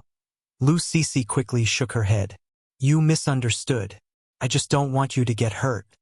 Ji Yunhan's heart warmed, and he couldn't help but grin. I'm not afraid. Don't worry, I'll protect you. Although his cheeks were bruised, he was still as handsome and charming when he smiled. His bright smile was like the sun, shining into Lu Cece's cold heart, making her want to get closer to him. She raised her face, and her bright and clean face bloomed with a gentle smile. Thank you, Ahan. Lu Cece would never forget that in the spring of her 16th year, there was a young man who pulled her out of the darkness of her life. Turned out that she could also have sunshine. But, was a girl of her status worthy of it? The young man and woman left hand in hand. The setting sun elongated their shadows. Ji Yuqi wrapped her arms around her shoulders and leaned against the wall, watching their backs disappear into the distance. Her enchanting phoenix eyes glowed with a playful light. Lu Cece, this girl wasn't simple at all. If it wasn't for the cold eyes of a bystander and staying out of the matter, even Ji Yuqi would find it difficult to find anything suspicious about her. Lu Cece proposed to send Ji Yunhan to the hospital, but Ji Yunhan didn't want to go. He knew that his injuries were all superficial and nothing serious. Lu Cece couldn't persuade him, so she could only give up. Ji Yunhan sent Lu Cece home with a face full of wounds. This was the slum area, and the house was particularly simple. Lu Cece and her sickly mother lived in 2 small rooms. She was a little embarrassed to invite Ji Yunhan into the house. Ji Yunhan didn't mind at all, and swaggered into the other's room. He even politely greeted Lu Cece's mother, Wang Shuimei. Auntie, my name is Ji Yunhan. I'm Cece's classmate. Wang Shuimei was wearing plain clothes and was cooking in the kitchen. Seeing her daughter bringing her classmate home, she nervously wiped her hands, and a smile appeared on her face. Come and sit. Our house is too simple and crude. We've made a fool of ourselves in front of you. Auntie, you're too polite. Ji Yunhan politely greeted Wang Shuimei. From his words and actions, there was only respect and no contempt. Lu Cece was moved by Ji Yunhan's thoughtfulness, and the way she looked at him became more gentle. She pursed her lips and said, Mom, Ahan was injured in order to save me. Is there any medicine at home?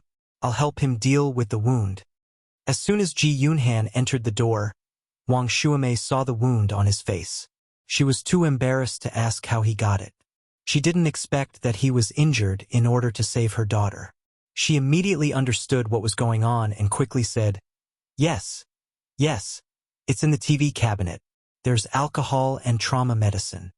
Ji Yunhan embarrassedly scratched his head. No need to trouble yourself. It's just a superficial wound. It's okay. Of course.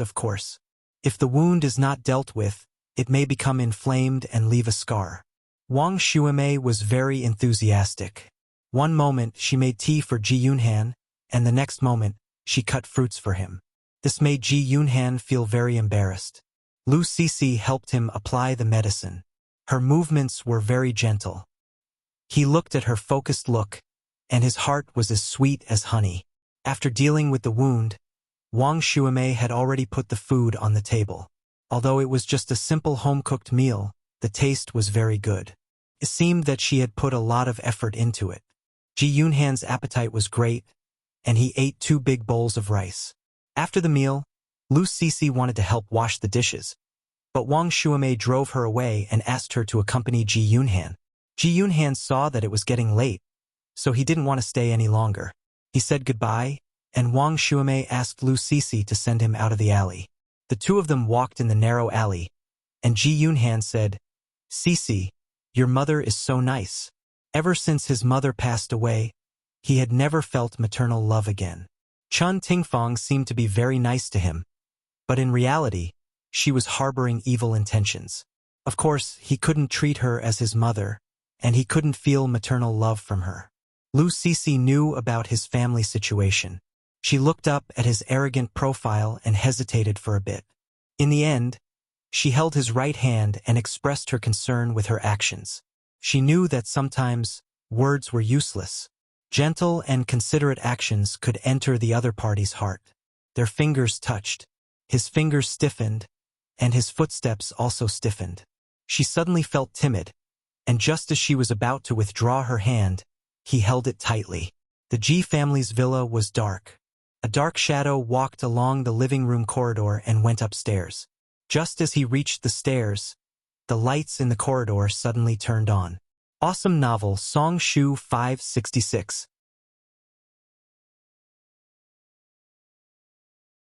Chapter 818. Ji Yun-han was startled by the sudden light. Just as he was about to hurry back to his room, Ji Yuqi opened the door and walked out in her pajamas.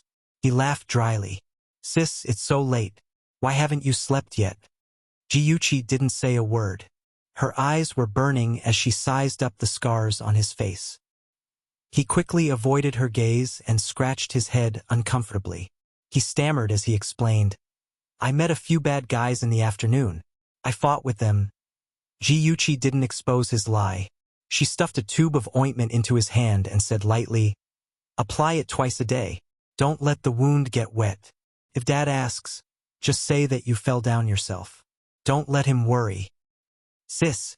Ji Yun-han suddenly raised his head. His eyes were filled with complex emotions. He lied to his sister. Not only did she not scold him, she even helped him cover it up. He suddenly felt very guilty. How could Ji Yuqi not know what he was thinking? She helplessly pulled the corner of her lips. She reached out and rubbed his head. She said meaningfully, "Ahan, I believe that you have grown up. You know what to do and what not to do. If you encounter any trouble, you can tell me." Under her gentle gaze, Ji Yun-han had the urge to confide in her. He wanted to tell her everything.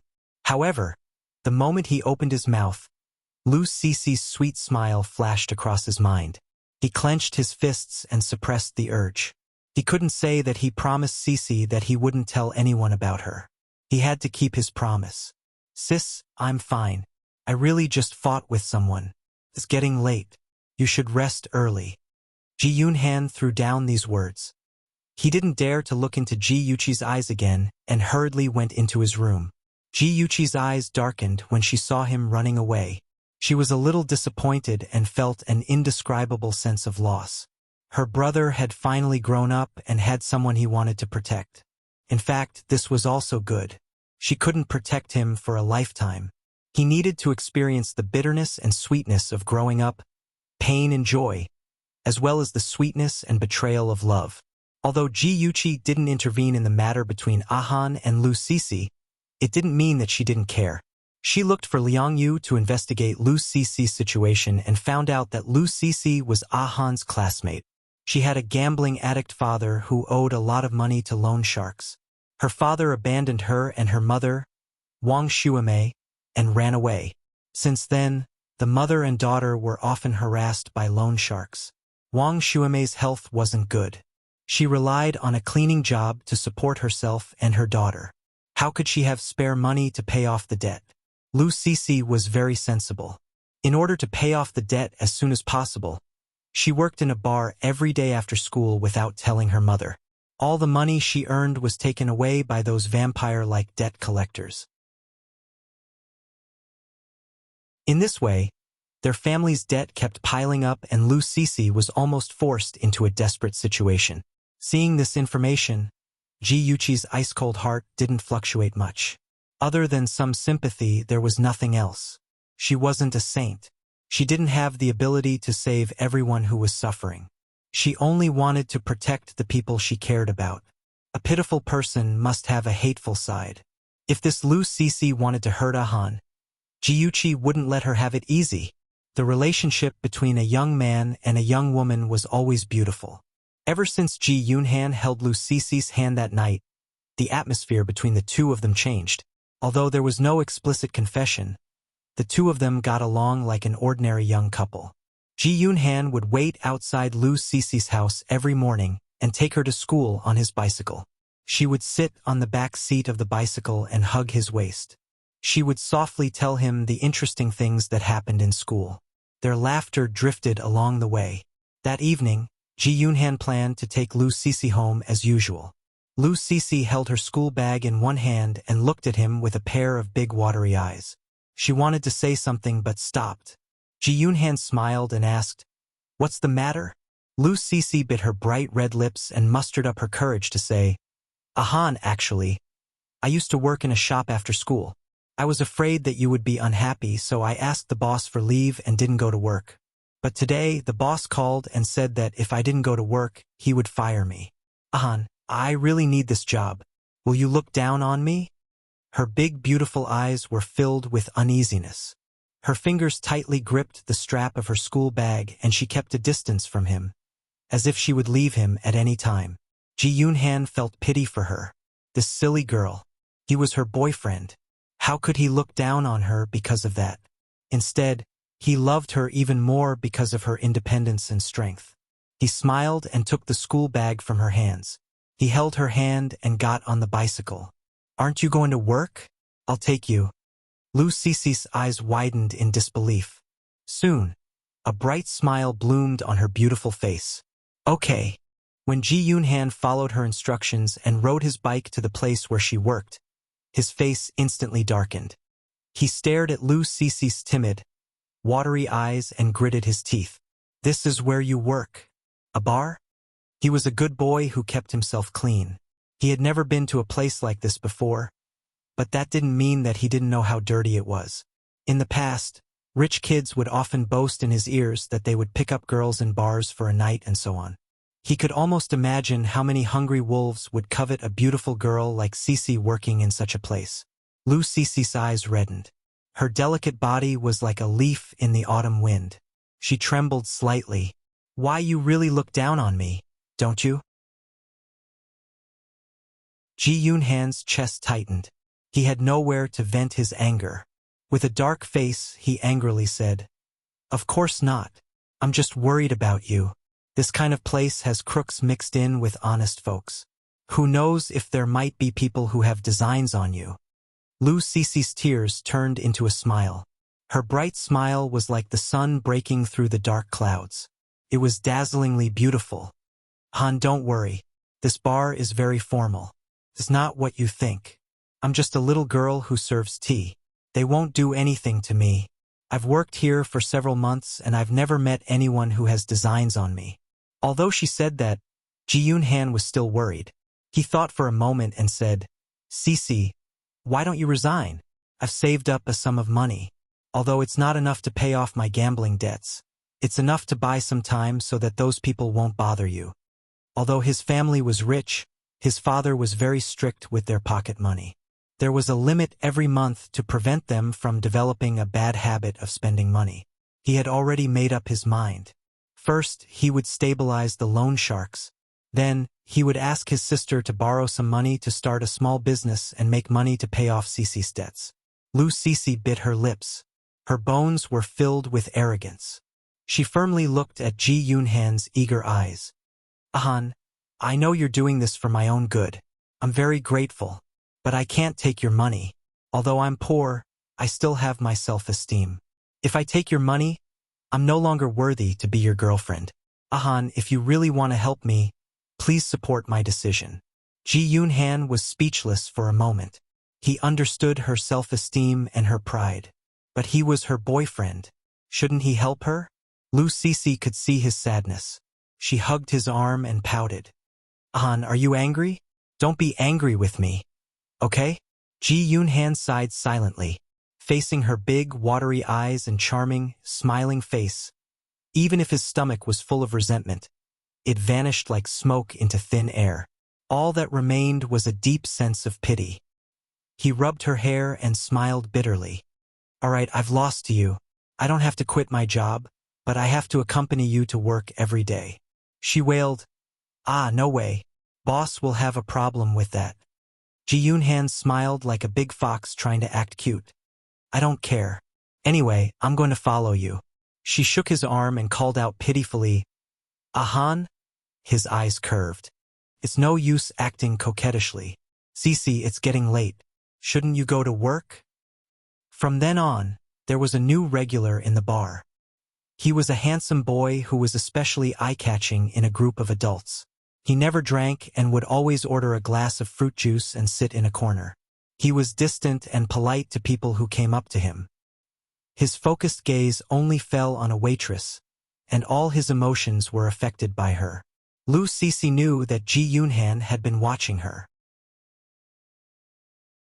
She was used to being followed by his scorching gaze wherever she went. Occasionally, she would turn back and smile in his direction.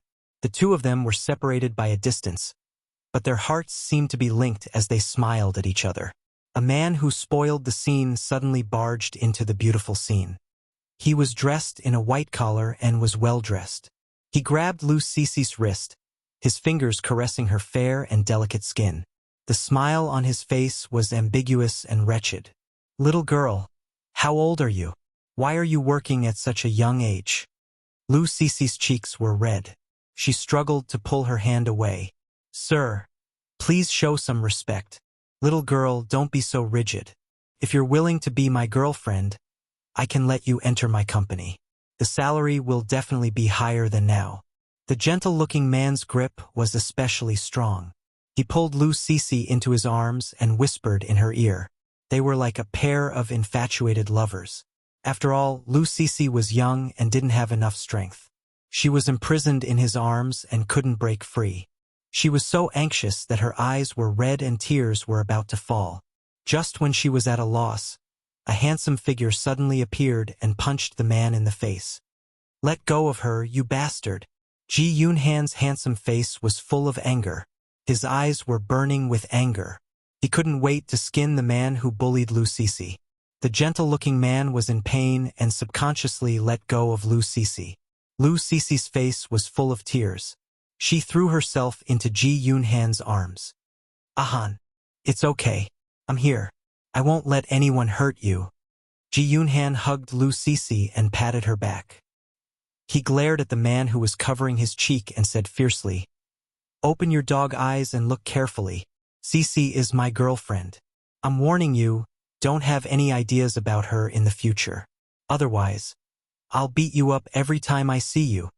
Beauty novel, Shinwoo 799.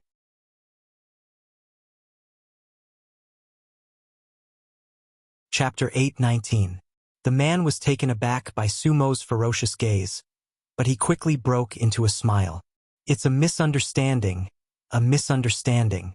Little brother, if I had known earlier that this young lady was your girlfriend, I wouldn't have been so rude to her."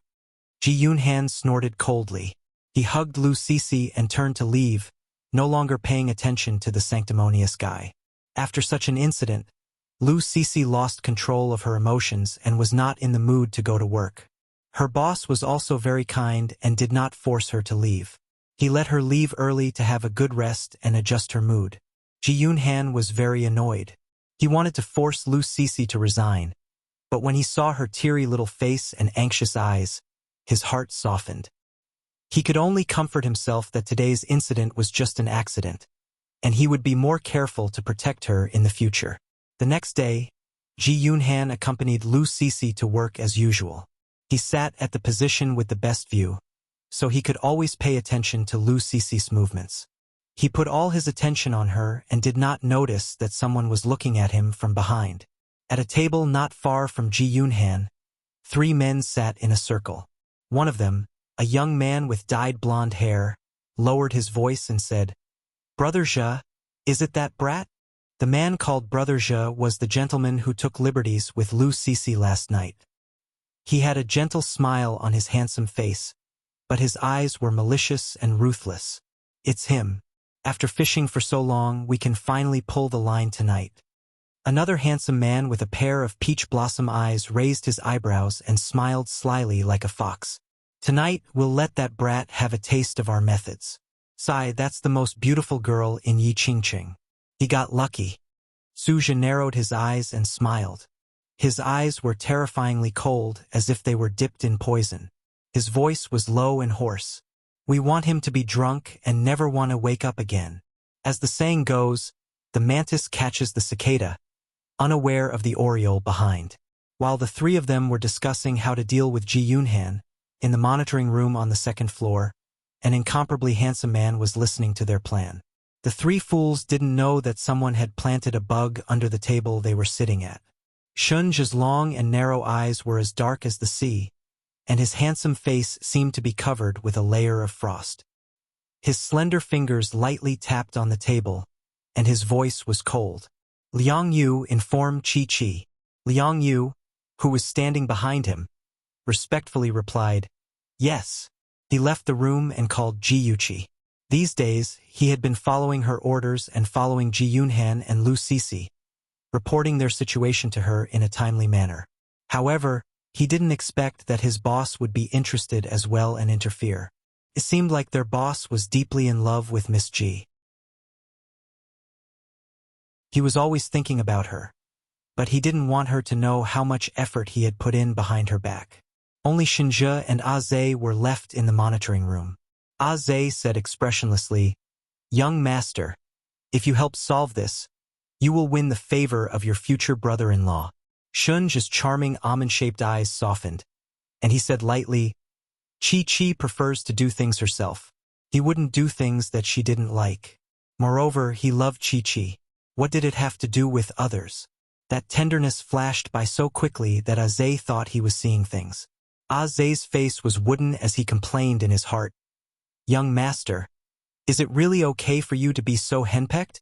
Miss Ji, your brother is in trouble. Hurry and come to the night charming bar." Ji Yuqi was coming out of the library when she received Liang Yu's call. When she heard his words, her heart almost stopped beating. She said anxiously, "Tell me clearly, what happened to my brother? The person who flirted with Lu Sisi last night is called Suja. He's a young master from a small gang. He found a few people to deal with your brother." Liang Yu explained briefly, then urged Ji Yuqi to hurry over. Ji Yuqi grabbed her handbag with one hand and ran around the campus without caring about her image. Her mind was spinning quickly. She was worried about Ji Yunhan's safety, and at the same time, she was analyzing Lu Sisi's role in this matter. Was it her? Was she the one who wanted to harm Ahan? Yuqi. Just as Ji Yuqi was running for her life, a tall and strong figure blocked her way. Tang Feng was wearing a black suit. He was tall and handsome, like a pine tree standing proudly. He exuded an intimidating aura. His dark eyes were fixed on Ji Yuqi, and there were complicated emotions surging in his eyes. He seemed to be anxious and passionate at the same time. He stood in front of her and had no intention of avoiding her. Ji Yuqi had no choice but to stop running. She stared at him expressionlessly. What's the matter? This was the first time the two of them had met after the birthday party. She was like a delicate iris flower, rushing into his sight. At that moment, his gloomy mood because of Yi Zisu's deception suddenly brightened. He suddenly realized that he couldn't forget the prostitute who used to follow him around when he was young. He couldn't bear to let go of his past feelings for her. But now, the little girl who called him Brother Tangfeng was gone.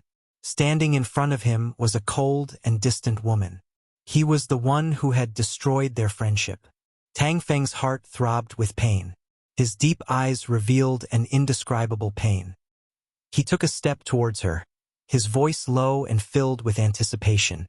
Chi, let's start over. Ji Yuqi looked at his handsome face calmly. Her heart was beating steadily in her chest. The throbbing of the past had long been erased. The feelings between them had also been buried.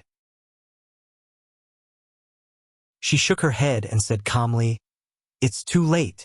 These three short words were like a heavy hammer that smashed heavily on Tangfeng's chest. His handsome face instantly turned pale. It was too late. Had they already missed each other? No, it couldn't be. Chi liked him. She was just acting out of spite, just like when they were young. Ji Yuqi brushed past him. He suddenly reached out and grabbed her arm. His palm was as hot as iron and pressed against her skin. His voice was firm. Chi, you're mine. I won't let you run away. Ji Yuqi frowned. She had to rush to the bar and didn't have time to waste with him. Without hesitation, she grabbed his hand and pushed him away. Tangfeng, if there's nothing else, I'll leave first. Ji Yuqi pushed her handbag onto her shoulder and left without looking back. She didn't see the pain in the eyes of the person behind her. Chi-Chi, you're just acting out of spite with Big Brother Tangfeng, aren't you? Chi-Chi, when your anger subsides, you'll still return to Big Brother Tangfeng's side, right? Nightfall Bar, just like its name, was a nightfall. Young people indulged in their own happiness and burned their youth. They lived a life of drunkenness and luxury. There was only one handsome young man who was an exception. His eyes were clear and there was a smile on his lips. He looked at his beloved girl from afar. His smile was clean and warm, causing many lonely people to cast ambiguous glances at him. A handsome and refined man was holding a glass of wine. He sat opposite the young man with a smile on his face and said cheerfully, "Little brother, what a coincidence. We meet again." Ji Yunhan looked at the man in front of him clearly. It was the man who had bad intentions towards Cece last night. He frowned in disgust and said, "Why is it you again?" Suja smiled sincerely. "Little brother, my name is Suja. I'm here to apologize to you. It was my fault last night. You're a magnanimous person. Please don't hold it against me. Come, let me propose a toast to you. Please forgive me for my rudeness last night." Suja picked up the glass and drank it in one gulp. He was full of pride and his eyes were sincere. Although Ji Yunhan didn't like his frivolous behavior, it was better to have one more friend than one more enemy. Moreover, if he was on good terms with Suja, he wouldn't be able to make things difficult for Cece in the future. Thinking of this, Ji Yunhan picked up the juice he had ordered and said politely, "Brother Su, I don't drink alcohol. I'll have this glass of juice instead. Please take care of Cece for my sake in the future." Of course. I, Suja, don't have much, but I have a lot of friends. Little brother, don't worry. I'm sure no one will dare to bully your little girlfriend in the future. Suja looked gentle and refined, but his every movement was full of heroic spirit. He was like a hero of the underworld. He patted his chest loudly and Ji Yunhan was bewitched by his heroic actions. He tilted his head back and gulped down the entire glass of juice. The glass of juice went down Ji Yunhan's throat without leaving a single drop. Suja's eyes flashed with malice. He had added something to the juice when Ji Yunhan wasn't paying attention. It wouldn't take long for the drug to take effect.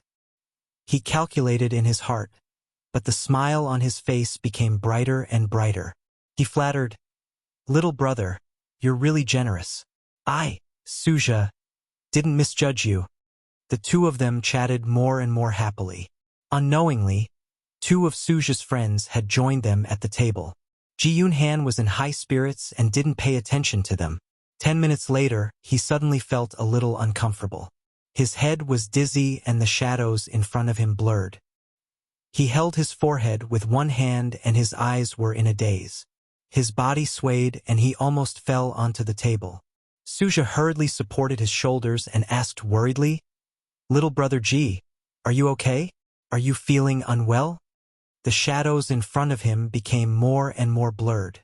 Ji Yunhan shook his head hard and tried to wake up, but his head was even dizzier. He leaned on Suja's shoulder and murmured incoherently, "Cece, take care of Cece?" The blonde boy sneered. "What a sentimental man. He's already in this state and he still can't forget that wretched girl." Suja glanced at him, his cold eyes full of warning. The blonde boy immediately stopped talking and smiled. "Brother Zhe, there are too many people here. Let's hurry up and get him out of here." Suja and the blonde-haired man carried Ji Yunhan and walked out of the bar. Another man with peach blossom eyes walked in front to clear the way. Lu Cece saw the four of them leaving and subconsciously took a step forward to chase after them. But in the next moment, her movements froze. Her face was pale and her fingers dug deep into her palms. Her misty eyes were full of hatred. Suja and the other two men brought Ji Yunhan to the hotel opposite the bar. They booked a room under his name and threw him onto a ridiculously large bed. A beautiful woman wearing a spaghetti strap dress, perfume and light makeup walked into the room. She threw a flirtatious glance at Suja and said coquettishly, "Brother Zhe, Mayor won't let you down." Suja touched her soft cheeks with satisfaction. "Very good. I'll leave this boy to you. Train him well." Attention Song Shu 566.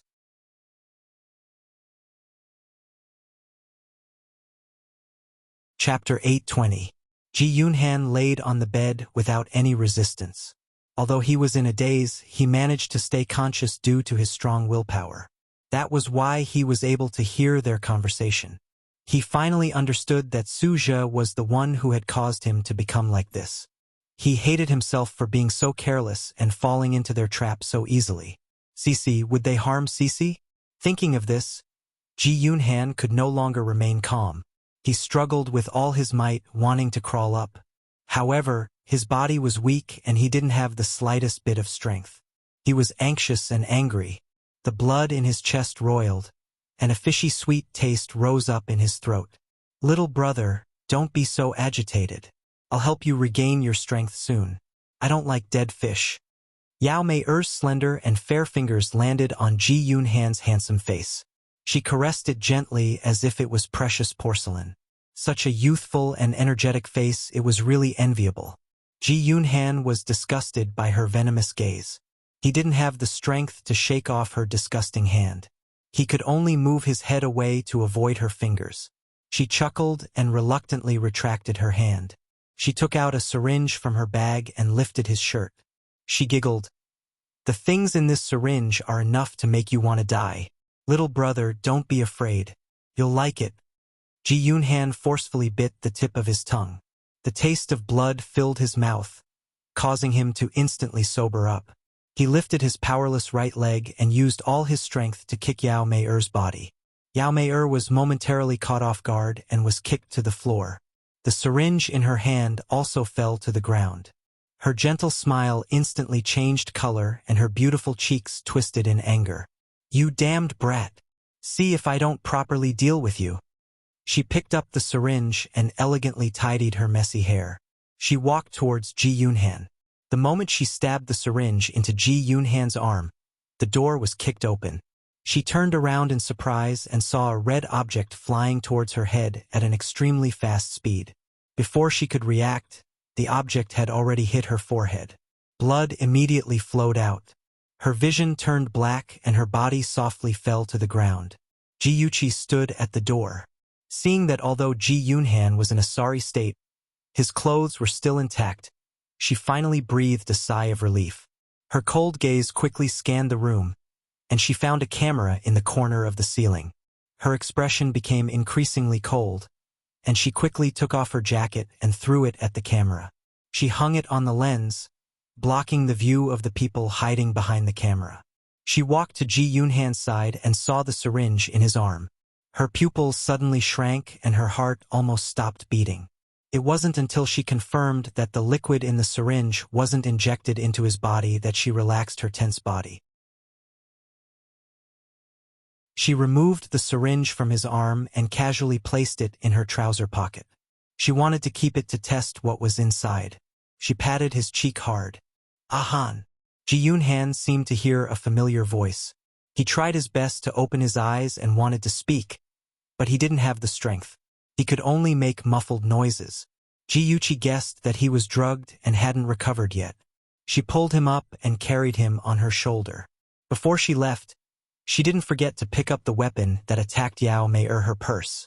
Finally, she hid in the camera's blind spot and removed her jacket from the camera to cover her and Ji Yunhan. After Ji Yuqi carried Ji Yunhan away, the few people sitting in the hotel's surveillance room realized that something was wrong. They had already prepared to record a video of Yao Mei-er and Ji Yunhan having sex. They didn't expect that the surveillance camera would be covered by something. They thought that Yao Mei-er had changed her mind at the last minute and didn't want to show off in front of the camera. Suja hurriedly dialed Yao Mei-er's number, but no one picked up.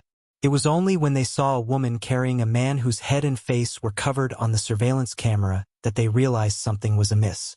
They couldn't see her face, and she was carrying a man whose head and face were covered. Suja was furious. He ordered his subordinates to chase after Ji Yunhan and the mysterious man while he rushed to Yao Mei-er's room. Yao Mei-er was lying on the floor with blood all over her face. Suja touched her nose to check if she was still breathing. He immediately called for an ambulance. He still had a use for this woman's life. After all, she was the only one who had seen clearly who had taken Ji Yunhan away. Ji Yuqi didn't wait for Suja's men to catch up with her. She was already in a black car. The driver was Liang Yu, the private investigator she had hired. Liang Yu was a smart person. He never asked too many questions and didn't act on his own accord. He looked at Ji Yuqi's pale face from the rearview mirror and asked, Miss, where are we going now? We're going to the hospital. Han was drugged. Ji Yuqi recalled the scene she had just seen. She couldn't suppress the fear in her heart. The syringe was definitely not something good. If she had come a few minutes later, Han would have been ruined by that woman. This was Chun Tingfang's trap. She wanted to push Han into hell. Her fingers trembled slightly and her heart was beating rapidly. The hatred in her heart was like a monstrous flood that was about to drown her rationality. In her previous life, she didn't know what had happened to Han. Why did he suddenly become rebellious and refuse to go to school?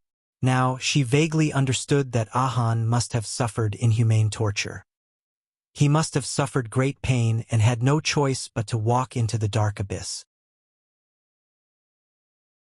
She felt a lump in her throat and held Ji Yunhan's hand tightly. She didn't dare to let go. Once she let go, she would never be able to see him again. Sister, she heard a hoarse and weak voice. Han, you're awake. Ji Yuqi tried her best to suppress her negative emotions and helped him to sit more comfortably. Her voice was full of worry. Han, are you still feeling unwell? Ji Yunhan looked at her in a daze for a long time. The confusion in his eyes gradually disappeared and his mind became clear. He tried to move his limbs. The effect of the drug must have worn off. He hurriedly sat up and said anxiously, Sister, I suspect that Suja and the others are going to harm Cece. Let's hurry back to Glamorous Night Bar. I have to save her. Ji Yuqi looked at her silly brother with a complicated expression. She wanted to tell him the truth, but in the end, she didn't say it. Some things had to be seen with his own eyes before he would believe it.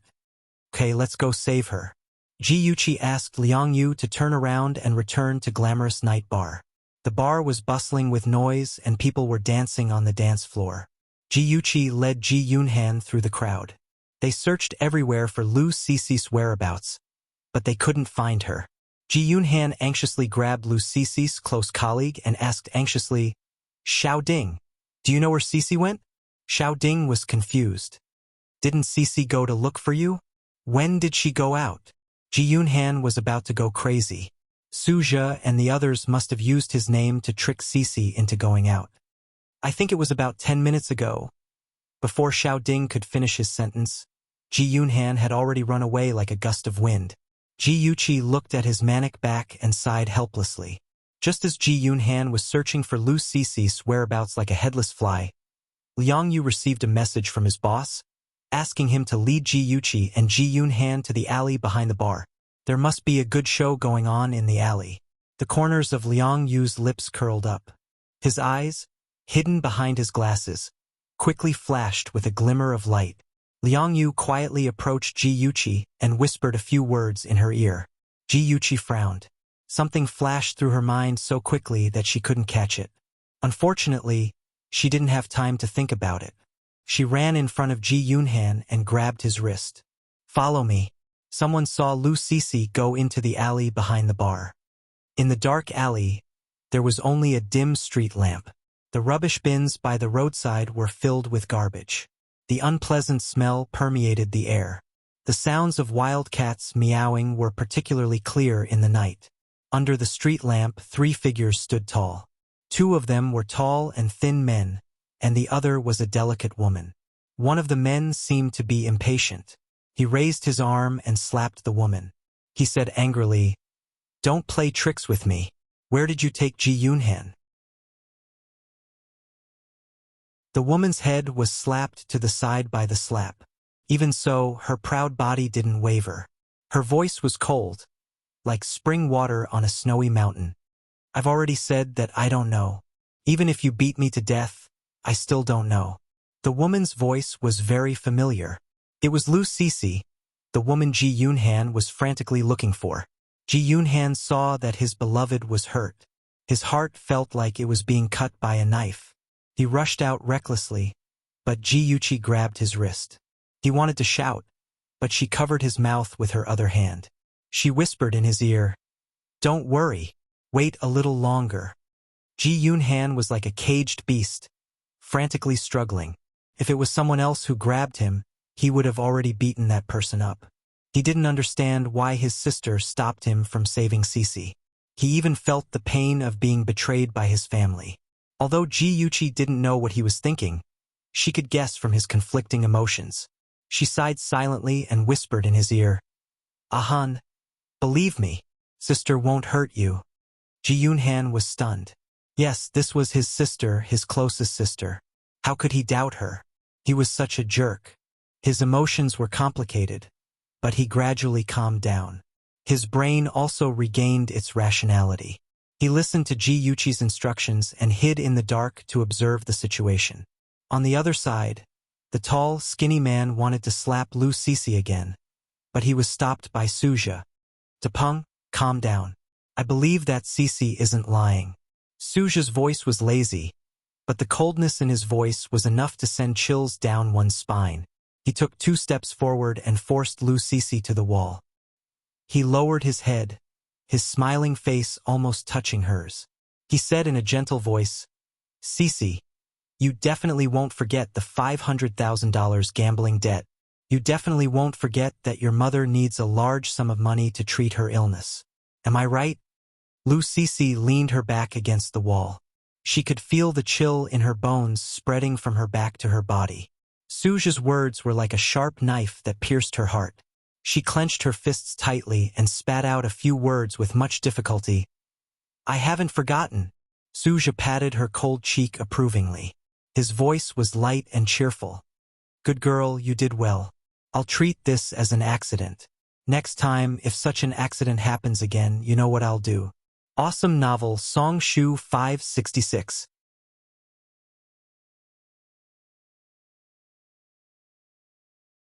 Chapter 821.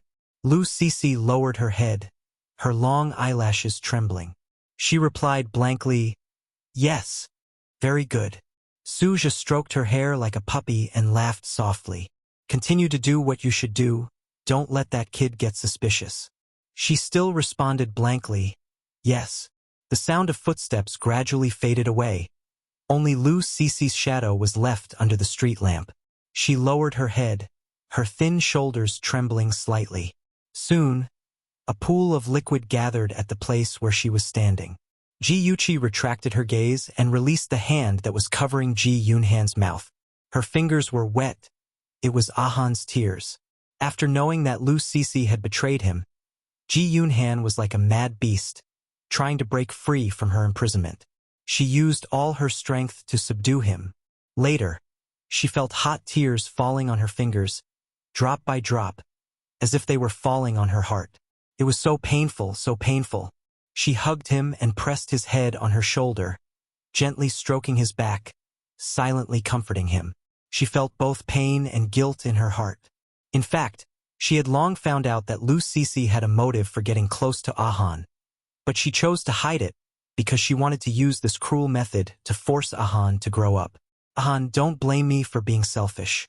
I just want you to understand the dangers of the world. I just want you to understand the viciousness of Chun Tingfang and her mother. Otherwise, you will never grow up. I am not omnipotent. I can't protect you completely, so you have to learn to protect yourself." "Ahan, I'm sorry. I hurt your heart." In a place where Ji Yunhan couldn't see, Ji Yuqi's eyes lit up, but it quickly disappeared, like a meteor flashing in the sky. The youth's heart had been torn to shreds. One could well imagine the pain he felt. Ji Yunhan even felt that there was no point in living anymore. He curled up in a corner like his heart had died. His eyes were lifeless as he stared at the pitch-black night sky. He didn't respond to anything around him. His whole body was emitting a deathly stillness. Ji Yuqi was heartbroken. She began to wonder if she had done something wrong. After all, Ahan was still a child. She shouldn't have forced him like this. However, she didn't regret it. If she was given another chance, she would still do the same. She didn't know how to comfort him. She could only hug him tightly, call his name over and over again, telling him that he still had his father and sister. They would never betray him, would never abandon him. Her gentle whispers had a soothing magic, he was gradually surrounded by warmth. He was like a lost child. He was lying in her arms. He was suppressing his sobs. His weak sobs, like an injured animal. It made her heart ache. "It's okay, Ahan. I'm here." A while later, Ji-Yoon-han's fluctuating emotions finally calmed down. The self-proclaimed man was crying happily on his sister's shoulder. This knowledge made his cheeks burn, and he moved his butt back embarrassedly. His voice was awkward and dry. Sand got into my eyes just now." Ji-Yuchi's eyes were smiling. "What an awkward, silly boy." She agreed rather seriously. I know." Ji-Yoon-han was amused by her serious look, but he had to hold it in. He pretended to be serious and cleared his throat. "Sis, let's go home." Okay." Ji-Yuchi stood up, looked down at him, and stretched out her right hand in front of him. He looked up at her. He couldn't see her face clearly in the dark night, but he could imagine her gentle smile, and scenes of when he was young surfaced in his mind. Every time he fell down naughtily, his sister would stand in front of him and hold his hand. He grinned and put his hand in hers. She held it tightly, just like when they were young, and pulled him up from the ground. "Sis, Thank you." Ji-Yuchi laughed softly. "Silly boy." The two of them walked side by side and disappeared into the alley. Ji-Yoon-han hesitated for the entire journey. When the car arrived at the Ji family's villa, he couldn't help but ask, "Sis, did you already know?" Ji-Yuchi knew what he was referring to and didn't hide it from him. Do you still remember when you and Lu Sisi were surrounded by people at the casino street? At that time, I was hiding in the dark. When I saw those people attacking you, I pretended to call the police to scare them away." Ji-Yoon-han suddenly understood. "No wonder. I was wondering why I only heard the sirens and didn't see the police. Did you play the ringtone on your phone?" Ji-Yuchi nodded. "That's right. At that time, I noticed that Lu Sisi was making eye contact with those people. At that time, I was suspicious. After that, I hired a private investigator to investigate and found out that she had been in contact with Suja. As for Suja, you're not unfamiliar with him. His sister is called Su Yanqing. She's Yi Zhaoxian's lover." Ji-Yoon-han was no stranger to Yi Zhaoxian. He was Chun Tingfang's ex-husband and Yi Zisu's biological father. If Ji-Yoon-han still couldn't figure out who was behind this, then he wouldn't be worthy of being called a genius. His handsome face was full of anger. He gritted his teeth and said fiercely, "Chun Tingfang, that old witch is too evil. I won't let her off. Ahan, after today's incident, you should understand that we're still too weak. We won't be able to compete with Chun Tingfang. Promise me, before you have enough power to protect yourself, don't act rashly. Sis, don't worry. I won't let you down." Ji-Yoon-han had experienced betrayal and emotional traps. He had matured a lot in just one night. He was no longer the reckless young man he used to be. He was a man who was patient, responsible, and strategic.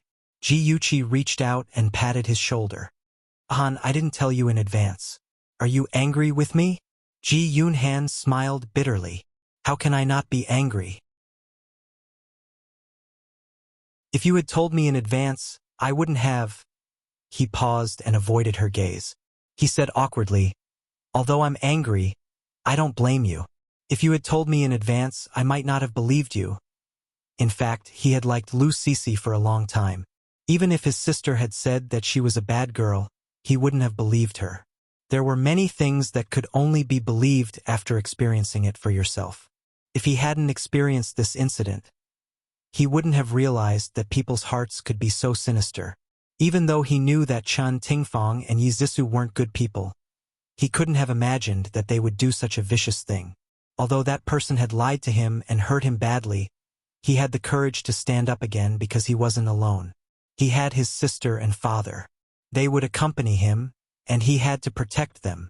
That night, the siblings opened up to each other and untied the knot in their hearts. Their relationship was restored to how it was before, and they were even closer. When they parted ways with the siblings, Liang Yu said that he knew a friend who could help Ji-Yuchi check the contents of the syringe. Ji-Yuchi thought about it. Liang Yu was someone she could trust, and she didn't have any acquaintances in this area. She handed the syringe to him and asked for his help. Liang Yu was very efficient. He called the next day. Miss G, the test results are out. The syringe contains a liquid drug. After taking it, it can confuse a person's mind, causing them to be in a state of extreme excitement and do some unimaginable things. After taking it twice, it can become addictive. It's very painful when it acts up, and it's very difficult to get rid of it. Ji Yuqi's head exploded, and the blood in her body quickly turned cold. Her fingers tightly gripped the phone, trying to control the roaring demon in her heart. Her eyes were wild and bloodthirsty. Chun Tingfang, you're so ruthless.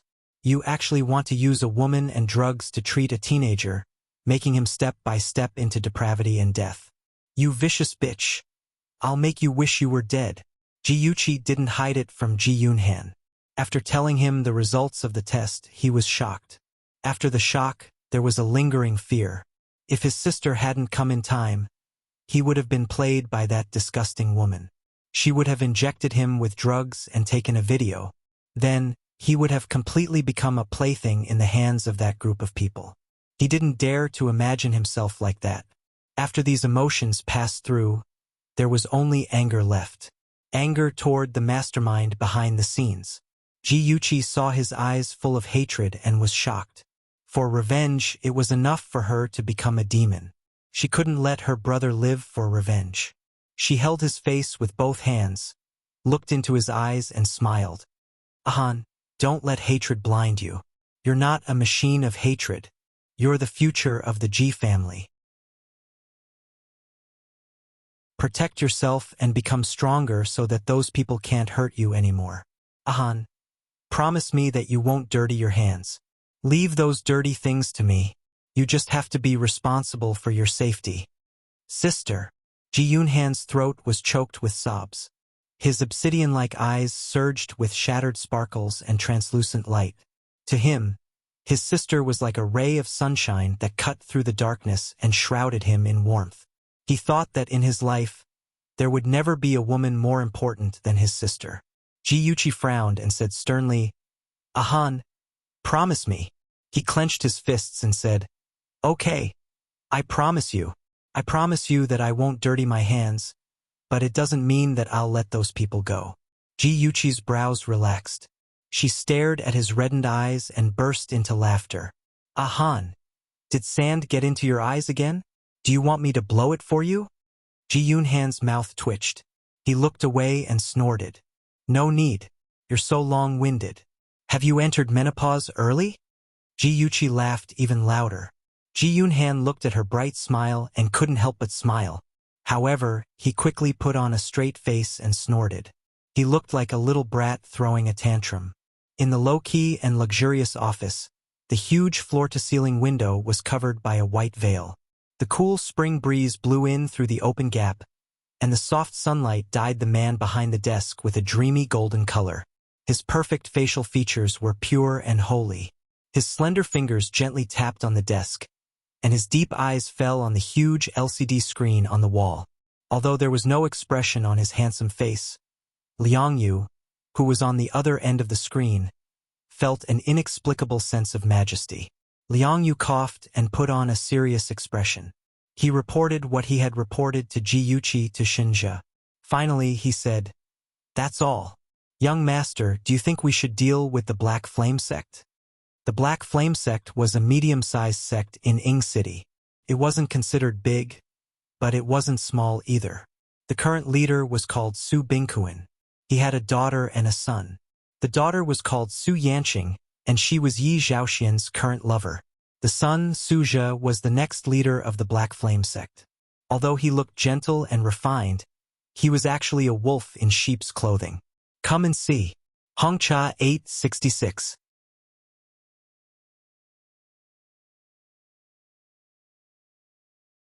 Chapter 8:22. Of course, Liang Yu did not ask this because he wanted to help the people, but because he was trying to figure out what Shinja was thinking. He guessed that Shinja would help Ji Yuqi in secret, but he guessed wrong this time. Shinja's eyes were calm without any ripples. His voice was clear and cold, just like a high and mighty god. No need. The Black Flame sect will be handed over to Chi-Chi for her to practice. Aze, send 2 people to protect Chi-Chi in secret. His gaze fell on Aze, who was standing in the corner like a block of wood. His cold gaze startled him. If she is hurt in the slightest, punish her according to the gang's rules. A crack appeared on Aze's wooden face. Although he said yes, his heart was bleeding and crying. Young master, you've become bad. For that woman, you're going to use the gang's punishment. Sob, sob, sob, sob. Ji Yunhan pretended not to know that Lu Sisi had lied to him. The next morning, he rode his bicycle to pick her up to school as usual. Lu Sisi's eyes flashed when she saw him. She asked tentatively, "Ahan, where did you go last night? After I delivered the wine to the guests, I couldn't find you. I called you but you didn't answer. Did something happen?" Although Ji Yunhan pretended that nothing had happened on the surface, she was, after all, the girl he liked. How could he not feel uncomfortable in his heart? Faced with her hypocritical concern, that kind of discomfort was magnified several times. His fingers dug into his palms to control himself from revealing any flaws. Ahan. He did not speak. Lu Sisi panicked. Did he find out something? Ji Yunhan's deep gaze focused on her. He suppressed many of his complicated emotions. Finally, he pulled the corner of his lips and revealed a smile. I was drinking with a few friends last night and accidentally got drunk. When I woke up, I found that I was already home. It was already early in the morning. I was afraid to wake you up, so I didn't call to tell you. I'm sorry for making you worry. Lu Sisi's face bloomed into 2 bright smiles. It's good that you're okay. All right, how did you get home? Ji Yunhan held his forehead with one hand and thought for a while. Then he frowned and shook his head. I can't remember. In a daze. I think someone got me into a car. Or maybe I stopped a taxi myself. I really can't remember. It's okay. If you can't remember, then don't think about it. Han, it's getting late. Let's hurry to school. Although Lu Sisi was smart, she was still young and inexperienced. She couldn't see the complicated emotions hidden deep in Ji Yunhan's eyes. She still got along with him as usual. On the same day, Ji Yunhan sent Lu Sisi to work at the bar. He sat quietly in a corner with fewer people around. On the surface, he looked quiet and harmless, but in reality, his eyes flashed with the light of prey. He quietly searched for Suja and his 2 subordinates. Unfortunately, the 3 of them did not appear for the entire night. Perhaps they were also secretly observing him, trying to find out who had saved him last night. Ji Yunhan used the action of drinking coffee to hide the sneer on his lips. After waiting for 3 nights, his prey had finally appeared. Suja saw him and revealed a happy expression. Little brother Ji, I didn't expect to see you again. We had a good chat the last time. I didn't expect you to suddenly feel dizzy and want to go home. What a disappointment. Ji Yunhan laughed heartily. Brother Su, it's my fault. I want to treat you to a drink as an apology. I don't know if the 3 of you would like to do me the honor? The blonde and peach blossom eyes were Suja's subordinates. They looked at Suja subconsciously. Suja laughed loudly. Sure, but you don't know how to drink. I can't bear the accusation of teaching a minor bad things. Ji Yunhan's handsome face flushed uncomfortably. He puffed up his cheeks and said with conviction, I'm already 16 years old. I'm considered an adult. Don't look down on me because I'm young. I can drink a lot. Brother Su, do you dare to drink with me? Suja smiled meaningfully. Why wouldn't I dare? If you can't outdrink me, you're not allowed to cry. Ji Yunhan's face turned red. He thickened his neck and said loudly, You're looking down on me. Let's see if you can still make fun of me after I drink you to the ground. After saying that, he waved his hand heroically. The bartender brought over a dozen beers and placed them on their table. Ji Yunhan took the lead and picked up the bottle cap. As he opened the bottle cap, he boasted without blushing, Just you wait. See if I don't drink all of you to the ground. The blonde and peach blossom eyes sneered, provoking Ji Yunhan at the right time. All right, let's see what you're capable of. Suja looked at Ji Yunhan's action of opening the beer bottle with a faint smile. This kid was clumsy and had almost knocked over the beer bottle several times. It was obvious that he wasn't the type to drink. It would be better if he passed out after drinking so much, lest they drugged him again. Come on, 1 bottle each, let's drink more. Ji Yunhan handed the beer bottles to the 3 of them and took one for himself. He tilted his head back and gulped it down. Suja sighed and gave a signal to the blonde and the peach blossom eyes.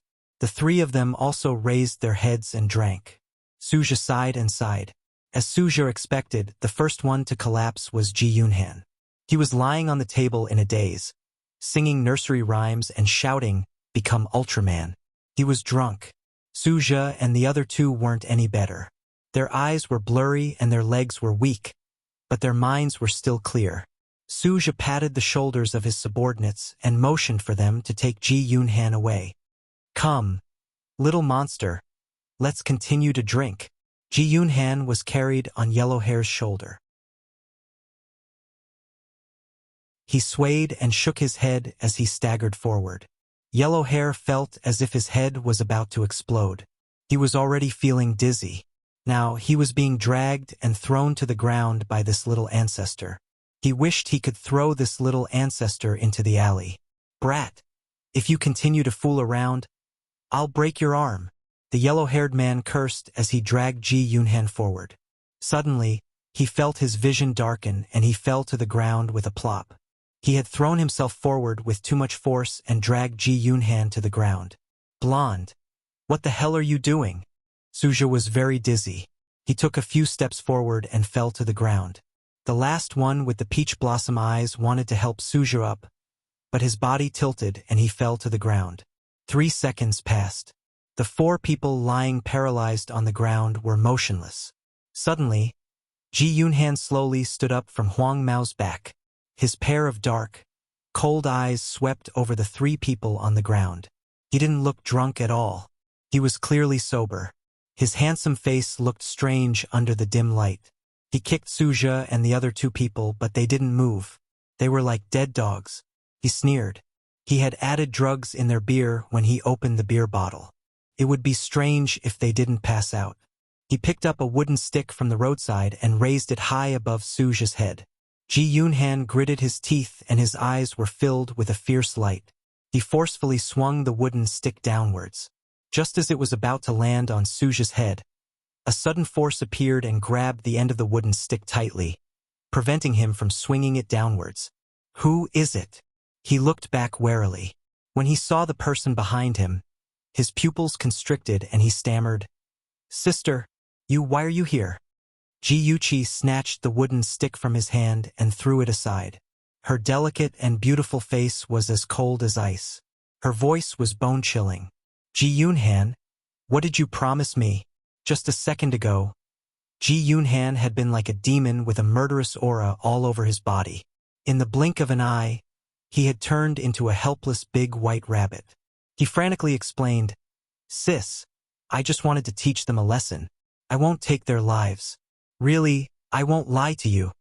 Ji Yuqi stared at him expressionlessly. Her dark eyes were as deep as the ocean, mysterious and dangerous. She took a step forward and her oppressive aura surged towards Ji Yunhan. Her voice was filled with suppressed anger. "Teach them a lesson? You're with them. If something happens to them, you'll be the biggest suspect. Do you think they're not ruthless enough to deal with you?" Ji Yunhan shrunk his neck and laughed dryly. Hee, sister. I've already planned for your smart brother. I've drugged their wine. Under the influence of the drug, they'll forget what happened after they got drunk. I'll beat them up and stuff a wooden stick in the hands of the blonde and Suja. I'll create the illusion that they're fighting amongst themselves after they got drunk. After that, I'll use the trick of injuring myself and pretend that I'm injured too. They won't suspect me. Deep down, Ji Yuqi felt that his method was feasible, but there was always a possibility. What if Suja and the others suspected Ahan and intensified their attacks on him, or even endangered his life? What should she do? She wouldn't allow any danger to exist. She was silent for 2 seconds. "Ahan, you should go home first. I'll take care of the rest." Ji Yunhan's expression changed and he said anxiously, "Sister, I don't want you to help me. You can't dirty your hands. Ji laughed softly. Silly, of course I won't dirty my hands. Don't worry, I've already planned it out. Ji still wanted to say something, but Ji covered his mouth. She looked at him sternly and said, That's enough. Hurry up and go home. If you don't leave now, I'll be angry. Ji had no choice but to leave dejectedly. Ji glanced at the three people lying on the ground. She smirked, and there was an indescribable coldness in her eyes. A good show was about to begin. Hey, wake up, you stinky man. Wake up. A woman squatted in front of Suja and slapped his cheeks hard. Suja was in a daze when he felt someone slapping his face. After a while, he felt a burning pain on his face. Damn it, if he caught the person who slapped him, he would definitely dismember his arm. He opened his eyes abruptly and glared fiercely at the person in front of him. Soon, his expression changed and the muscles on his face twitched uncontrollably. F***ck. What kind of creature was this? Her eyebrows were thick and black and her mouth was painted blood red. It was as if she had just sucked blood. The thick layer of powder on her face was still falling down.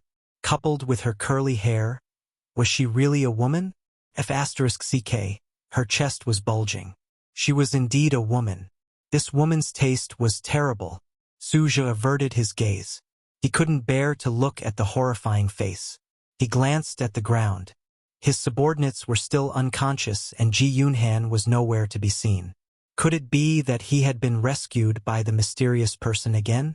Hundreds of thoughts flashed through his mind, but his face remained cold. Who are you? Why are you here? Welfare Song Shu 566.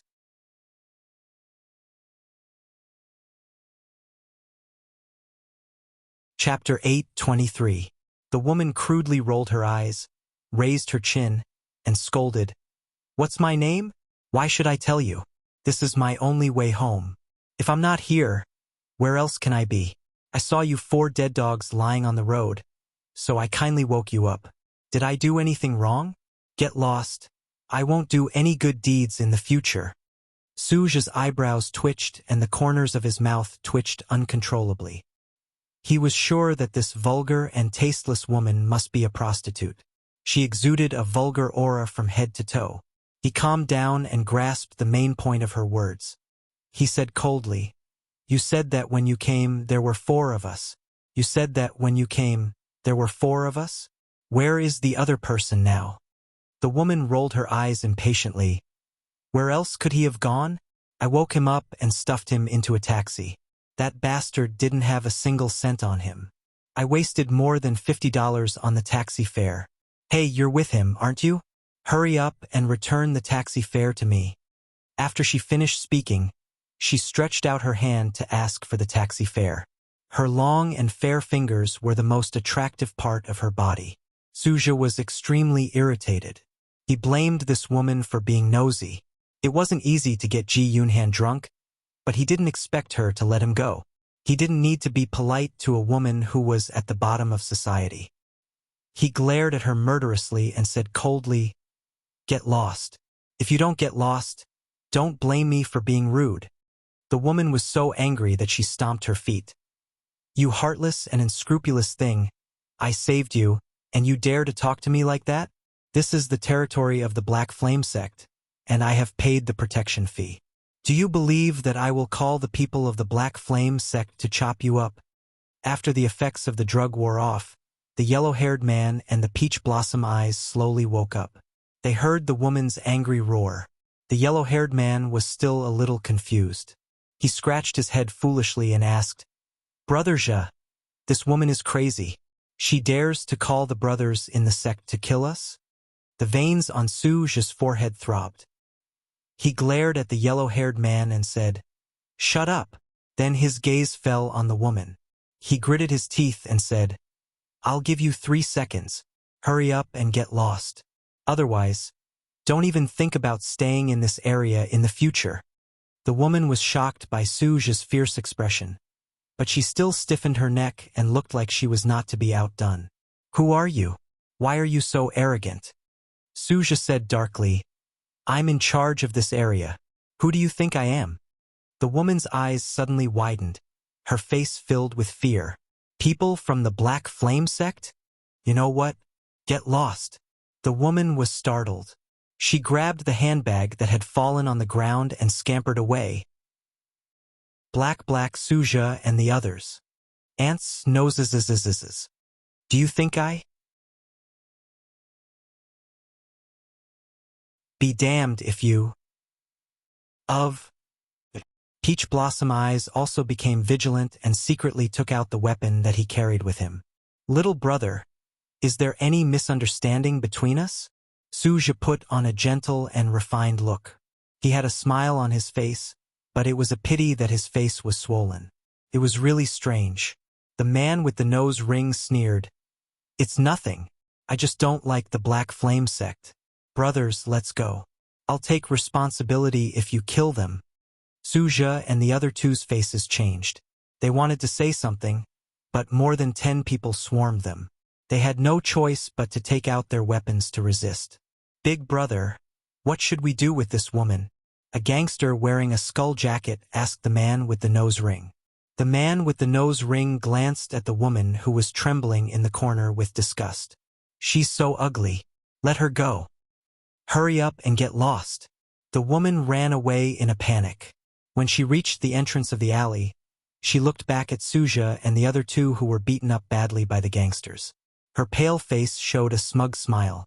That smile, coupled with her horrifying makeup, looked treacherous and terrifying. She took out a disposable cell phone from her bag and skillfully dialed the police number. The police would arrive in less than 10 minutes and arrest the bastards who were fighting on the streets. After that, the police would discover that Suja was carrying hallucinogens and other illegal drugs. Coupled with the criminal record of the Black Flame sect, even if Suja didn't go to jail, it would be enough for him to suffer. Oh right, the men with the nose ring were from the Long Hu gang. The Long Hu gang and the Black Flame sect had always been at loggerheads. After this incident, the hatred between them would be even more intense. After calling the police, she put the phone back in her bag. She planned to throw the phone into the river when she passed by the bridge. That way, there wouldn't be any traces left. Even if Suja suspected her in the future, there wouldn't be any way to trace her identity. Who would have thought that the shrewish and vulgar street girl was actually an elegant and noble daughter of a wealthy family? That's right, the street girl was Jiyuchi. She had asked Liang Yu to investigate Suja's whereabouts in advance. She had then revealed his whereabouts to the Black Flame sect's rival, the Long Hu gang. Then, without caring about her image, she had disguised herself as an ugly woman and pretended to be a street girl. She would wake Suja up and wash away the suspicion of Ahan. She would stall for time and wait for the Long Hu gang to arrive. When the two gangs were fighting to the death, she would then take action and bring them to the police station. Jiyuchi raised her eyebrows. She was quite confident in her plan. Unexpectedly, an arm stretched out from the darkness and quickly wrapped around her waist. She was pulled behind a pile of obstacles. Jiyuchi's heart skipped a beat, and she quickly threw a punch at the person behind her. A hand grabbed her fist, and a low, magnetic voice entered her ears. Chi-Chi, did you have fun? Shinja. Jiyuchi quickly stopped her attack and spoke quickly. Why are you here? What did you see? Shinja laughed softly. I saw you teach those 3 bastards a lesson. It seems like Chi-Chi has the potential to be a tigress. Jiyuchi felt as if she had been struck by lightning. Her body trembled slightly. He had seen everything. He had seen her ugly and vulgar appearance. He had seen her scheming and ruthless side. She pushed him away in a panic and covered her face with her hands. Her voice was sharp and there was a hint of fear in it. Go away, don't look. You didn't see anything, you didn't see anything. Chi-Chi. Shinja frowned. He didn't know what she was afraid of. He simply hugged the young woman who was backing away step by step and whispered, The police will be here soon. Let's leave first. Shinja ignored her struggles and carried her in his arms. He strode towards the car parked on the street. 5 minutes passed and the two of them sat quietly in the car. They watched as the police arrived and took Suja, the man with the nose ring, and the others away. Shunja tapped his fingers on the steering wheel and turned his head to look at Jiyuchi. She had removed the makeup on her face, and her fair cheeks were covered with a thin layer of frost. She was bright and cold like the moonlight. Her beautiful long and narrow eyes were deep and calm. She was terrifyingly calm. However, he could smell anger from her calmness. He felt helpless. This young woman had wrapped herself up tightly with a hard shell. She was resistant to anyone who tried to peel off her outer shell to get close to her heart. He felt an inexplicable heartache and wanted to pull her into his arms. However, his gaze met her cold face and he could only control himself. He smiled and asked, "Are you angry?" Jiyuchi snorted coldly. "You promised me that you wouldn't interfere in my affairs. What's the matter now? Are you following me?" "Who said that I was interfering in your affairs? I just missed you, so I tracked your location and came to look for you. Didn't you say that a man should take the initiative?" Shinja was calm and his expression was unbelievably gentle. He was a completely different person from the ruthless young Master Shin. Aze, who was sitting in the driver's seat, pursed his lips. Hey, young master, you've been secretly interfering in Miss G's affairs. Is it really okay for you to lie so shamelessly?" Jiyuchi thought of something and her face turned red. She glared at him fiercely. "You saw me make a fool of myself. Are you happy now?" Anyone who saw such a fierce and boorish woman would be traumatized. Shunja's obsidian-like eyes flashed with a smile. His slender fingers fell on her ear, tucking her drooping hair behind her ear. His fingers inadvertently rubbed her earlobe, and his voice was low and sweet. "Oh, I'm happy. It turns out that Chi-Chi has so many sides." Jiyuchi's face turned even redder as she felt the scalding heat from his fingers. She hurriedly tilted her head to the side to avoid his fingers. "Don't you think I looked very ugly just now?" she asked in an unforgiving tone. Jiyuchi's blushing face and her shy and slightly stubborn gaze were all beautiful scenery that attracted Shunja's gaze. He chuckled softly and his laughter was indescribably pleasant. Although the makeup is a little exaggerated, it has a different kind of charm. No matter how Chi-Chi dresses up, you're still beautiful. Could this be the so-called beauty in the eyes of the pure? Sitting in the front row, Aze thought of Jiyuchi's horrifying makeup and couldn't help but shiver. Jiyuchi also shivered. She stared at Shinja with a strange gaze and repeatedly said in her heart, "This guy isn't Shinja. This guy isn't Shunja." Shunja, who had turned into an evildoer again. She couldn't handle it. Why was her heart beating faster in her chest? Her eyes were round and her expression was strange. She was so cute that Shinja couldn't help but chuckle softly. Jiyuchi rolled her eyes at him and decided to ignore him. The enemy was too strong and she would definitely lose if she faced him head-on. So, she chose to ignore him. Shinja saw her angry look and felt more amused. His laughter became more joyful. Jiyuchi's eyebrows twitched. She slowly closed her eyes and spat out 2 words in her heart. "I'll endure it. Chi-Chi, don't be angry." Accompanied by a low and magnetic voice, a finger poked her pink cheek. Aze saw his big boss poking Miss G's cheek with interest through the rearview mirror and felt uncomfortable. He firmly refused to admit that the man smiling like a wolf grandmother was his big boss. "Stop poking. It's going to break." Jiyuchi couldn't hold it in anymore. She suddenly opened her eyes and roared at the smiling man. The man looked serious. "It won't break. If you don't believe me, you can try mine." With that said, he grabbed her finger and guided her to poke his cheek. Jiyuchi was deeply shocked. "My God, please return that arrogant and domineering Shinja to me. This evildoer who can act cute and transform is too cruel." Reality proved that Jiyuchi couldn't resist Shinja who could act cute. She was abducted by him and Gigai made supper for him. Then, she stayed in his guest room. Awesome novel, Shinwoo 799.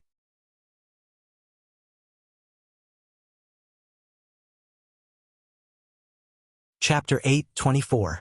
Even as she lay down to rest and stared at the ceiling, she was still sighing in her heart. Shunja's methods of manipulating her had become even better. In the next room, a certain man, who was being nagged by Jiyuchi, took out a small notebook called Love Notes that he always carried with him and started writing furiously. As the book says, women like cute things, and so does Chi-Chi. After he finished writing, he thought of something and added, Chi-Chi is cute when she's being unreasonable. Oh, she's also cute when she's angry. Ji-Yuchi finished showering and came out of the bathroom. Her cell phone suddenly rang and Ji Yunhan's anxious voice sounded, Sister, why aren't you back yet? Did something happen? Oh no. She had been so focused on fighting with Shinja that she had forgotten about this matter. She laughed dryly. I'm fine. I'm staying at a friend's house tonight. I won't be going back. Is it a guy or a girl? Ji Yunhan's voice suddenly became dangerous. Ji-Yuchi was speechless and hesitated whether she should lie. Ji Yunhan's exasperated voice sounded, You hesitated for a second. It must be a guy. Sister, you have a boyfriend again? What did he mean by having a boyfriend again? She had always been single. Ji-Yuchi coughed and hurriedly said, Don't make wild guesses. It's a girl. Oh yes, Ahan, I sent Yi Zhaoxian and the other two bastards to the police station. You have to be careful during this period. I'm worried that Yi Zhaoxian will find someone else to deal with you. Ji-Yuchi tried to change the topic. Okay, I got it. Sister, you're really amazing. When you come back tomorrow, you must tell me how you did it. He changed the topic and returned to the previous topic. Sister, are you really staying at a girl's house? You're not lying to me? What a stubborn guy. Ji-Yuchi supported her forehead with one hand. Of course. Where else would I be? Chi-Chi. Ji-Yuchi jumped up from the sofa in shock. Shinja. He had actually pushed the door open and entered. Sister, why do I hear a man's voice on your side? Ji Yunhan secretly grinded his teeth. His sister actually deceived him. Chi. Ji-Yuchi quickly threw herself on Shinja and covered his mouth with her left hand, stopping him from saying what he was about to say. She then laughed dryly at the person on the other end of the phone. Ahan, it was my friend's brother who was talking just now. If there's nothing else, I'll hang up first. Bye-bye. Before Ji Yunhan could say anything, Ji-Yuchi quickly ended the call and let out a long sigh of relief. Ji-Yuchi felt an itchy friction under the palm of her left hand. She looked up abruptly. Shinja looked at her innocently. His beautiful eyes blinked, indicating that her hand was still covering his face. Ji-Yuchi quickly retracted her hand. I'm sorry. Why are you looking for me? Shinja's eyes were filled with resentment and his voice was quiet. I'm just your friend's brother? She smiled ingratiatingly. I'm just lying to my brother. Don't mind the details. I'm just your friend's brother. He was like a repeater, repeating himself again and again. His eyes were filled with resentment, which made Ji-Yuchi feel guilty. She comforted him awkwardly. Don't mind it. I'm just saying it casually. At most, I'll introduce you to Ahan next time. Hearing this, the resentment on Shinja's face disappeared. His eyes were curved and he seemed to be in a good mood. Are you introducing me to him as your boyfriend? Ji-Yuchi opened her mouth and wanted to say something. But in the end, she didn't say anything. She smiled bitterly and said, Shinja, stop joking around. Let's be serious. Why were you looking for me just now? The smile on Shinja's handsome face gradually disappeared. His dark eyes stared deeply at her and the aura around him changed. He was cold and domineering. This was the Shinja that Ji-Yuchi was familiar with. He approached her, and his tall and straight body made her feel oppressed. His gaze was focused and aggressive, and his expression was solemn and dignified. It was as if he was making an oath. He said slowly, Chi-Chi, let's date. I want to be your boyfriend and your husband. This was what he wanted to say to her when he came to her room in the middle of the night. His Chi-Chi was too beautiful. If he didn't make it clear early, he would regret it for the rest of his life when she was abducted by another man. He wanted her to understand that his feelings for her were serious. It wasn't ambiguous, nor was it a joke. It was true love. Ji-Yuchi trembled and stared at him in disbelief. How could it be? In her previous life, Jiang Tianhao only confessed to her the day before her wedding. Only then did she know that he had loved her for a long time. In this life, she even thought that he wouldn't like her because she was ugly. She didn't expect that he would still like her and confess to her so early. She shook her head. No, this wasn't logical. Things shouldn't be like this. Shen just saw her shaking her head blankly and thought that she refused to accept his feelings. His eyes darkened and his thin lips were tightly pursed. His handsome face looked even more handsome under the light. He was like a god who was high up and couldn't be profaned. However, no one could see the sadness in his heart through his eyes. In his life, she was the first woman who had moved his heart. It was very likely that she was the only one. He loved her, but she didn't like him. That kind of heartache was hard to describe. He took a step back. His extremely handsome face was cold and aloof. There seemed to be a gap between the two of them. She stood on the other side and watched him leave indifferently. He didn't even look at her. Ji suddenly recalled the nightmare she had that night. He had also left her heartlessly just like that. A huge wave of panic suddenly surged from the bottom of her heart. It was like a tide that drowned her, suffocating her. With a bang, the door slammed shut. She was the only one left in the empty room. Her body was cold and her heart gradually lost its warmth.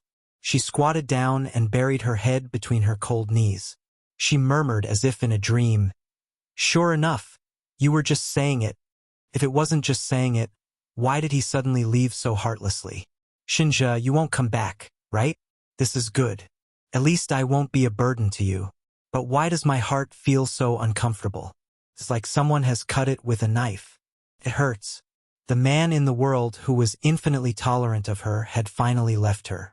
Was she going to face endless darkness alone again?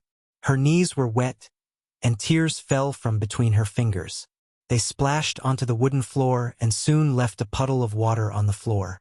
She didn't know how long she maintained this position. Eventually, she fell asleep in a daze.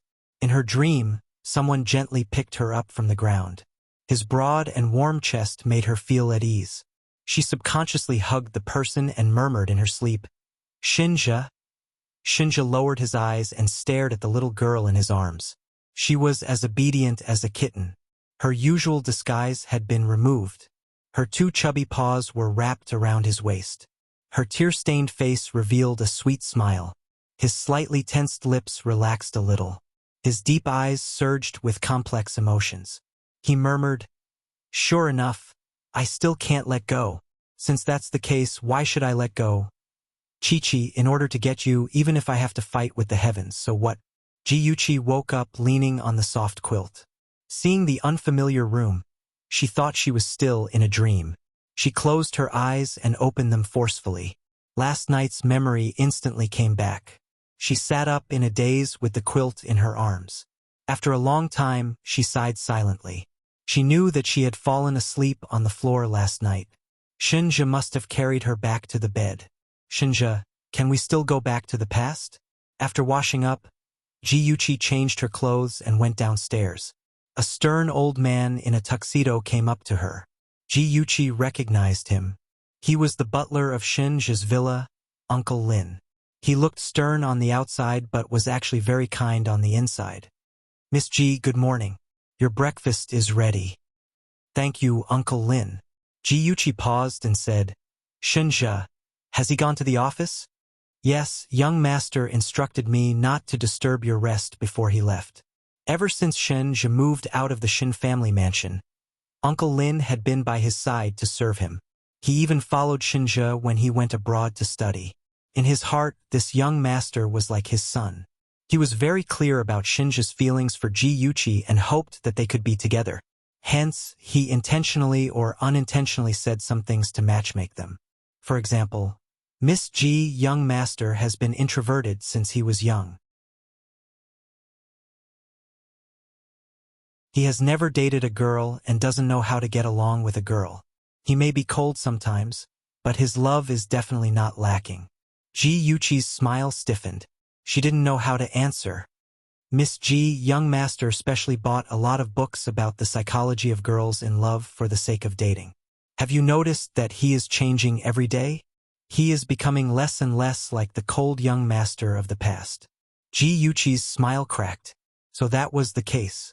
No wonder Shinja was becoming more and more devilish. It was all because of those messy books. Her resistance to him was getting weaker and weaker. Uncle Lin was worried that Ji-Yuchi would misunderstand. So he added, "Of course, this is only for you." When facing other women, young master's attitude is still as cold as before. Uncle Lin, you really didn't have to add that sentence." Ji-Yuchi's cheeks flushed red in embarrassment. She interrupted Uncle Lin's endless chatter. "Uncle Lin, thank you for telling me all this. But can you let me eat something first? I'm so hungry." Uncle Lin's face was solemn. "I'm sorry, I almost forgot. I'll bring you some food right away." Even when Ji-Yuchi got into the car to go home, Uncle Lin's words still echoed in her ears. He said, "Miss Ji, young master likes you very much. I've never seen him work so hard to change himself for someone. Miss Ji, if you also like young master, can you not disappoint him? There are very few people in his life that he can trust." It was these words that made Ji-Yuchi's eyes sting. She almost cried. What did she, Ji-Yuchi, do to deserve such deep love from a man? She had already owed him so much in her previous life. Was she going to owe him again in this life? In her previous life, she had been filled with guilt towards him. In this life, she only wanted to make it up to him and protect him. She had never seriously considered her feelings for him. Was she responsible for him, or did she like him? Ji-Yuchi's mind was in a mess. She massaged her throbbing temples. She was indescribably frustrated. Before she could come to a conclusion, the car had already stopped outside the Ji family villa. After Ji-Yuchi got out of the car, she thanked the chauffeur that Uncle Lin had arranged for her and walked slowly towards the door. Welfare Songshu 566. You're tuning in to the Dreamy Chapters YouTube channel. We're so grateful for your support, and don't forget to subscribe to join us on this incredible journey through captivating stories. Your generosity through donations truly makes a world of difference, as it's the primary source of revenue that allows me to expand and enhance this channel for you. Thank you from the bottom of my heart for being a part of this adventure.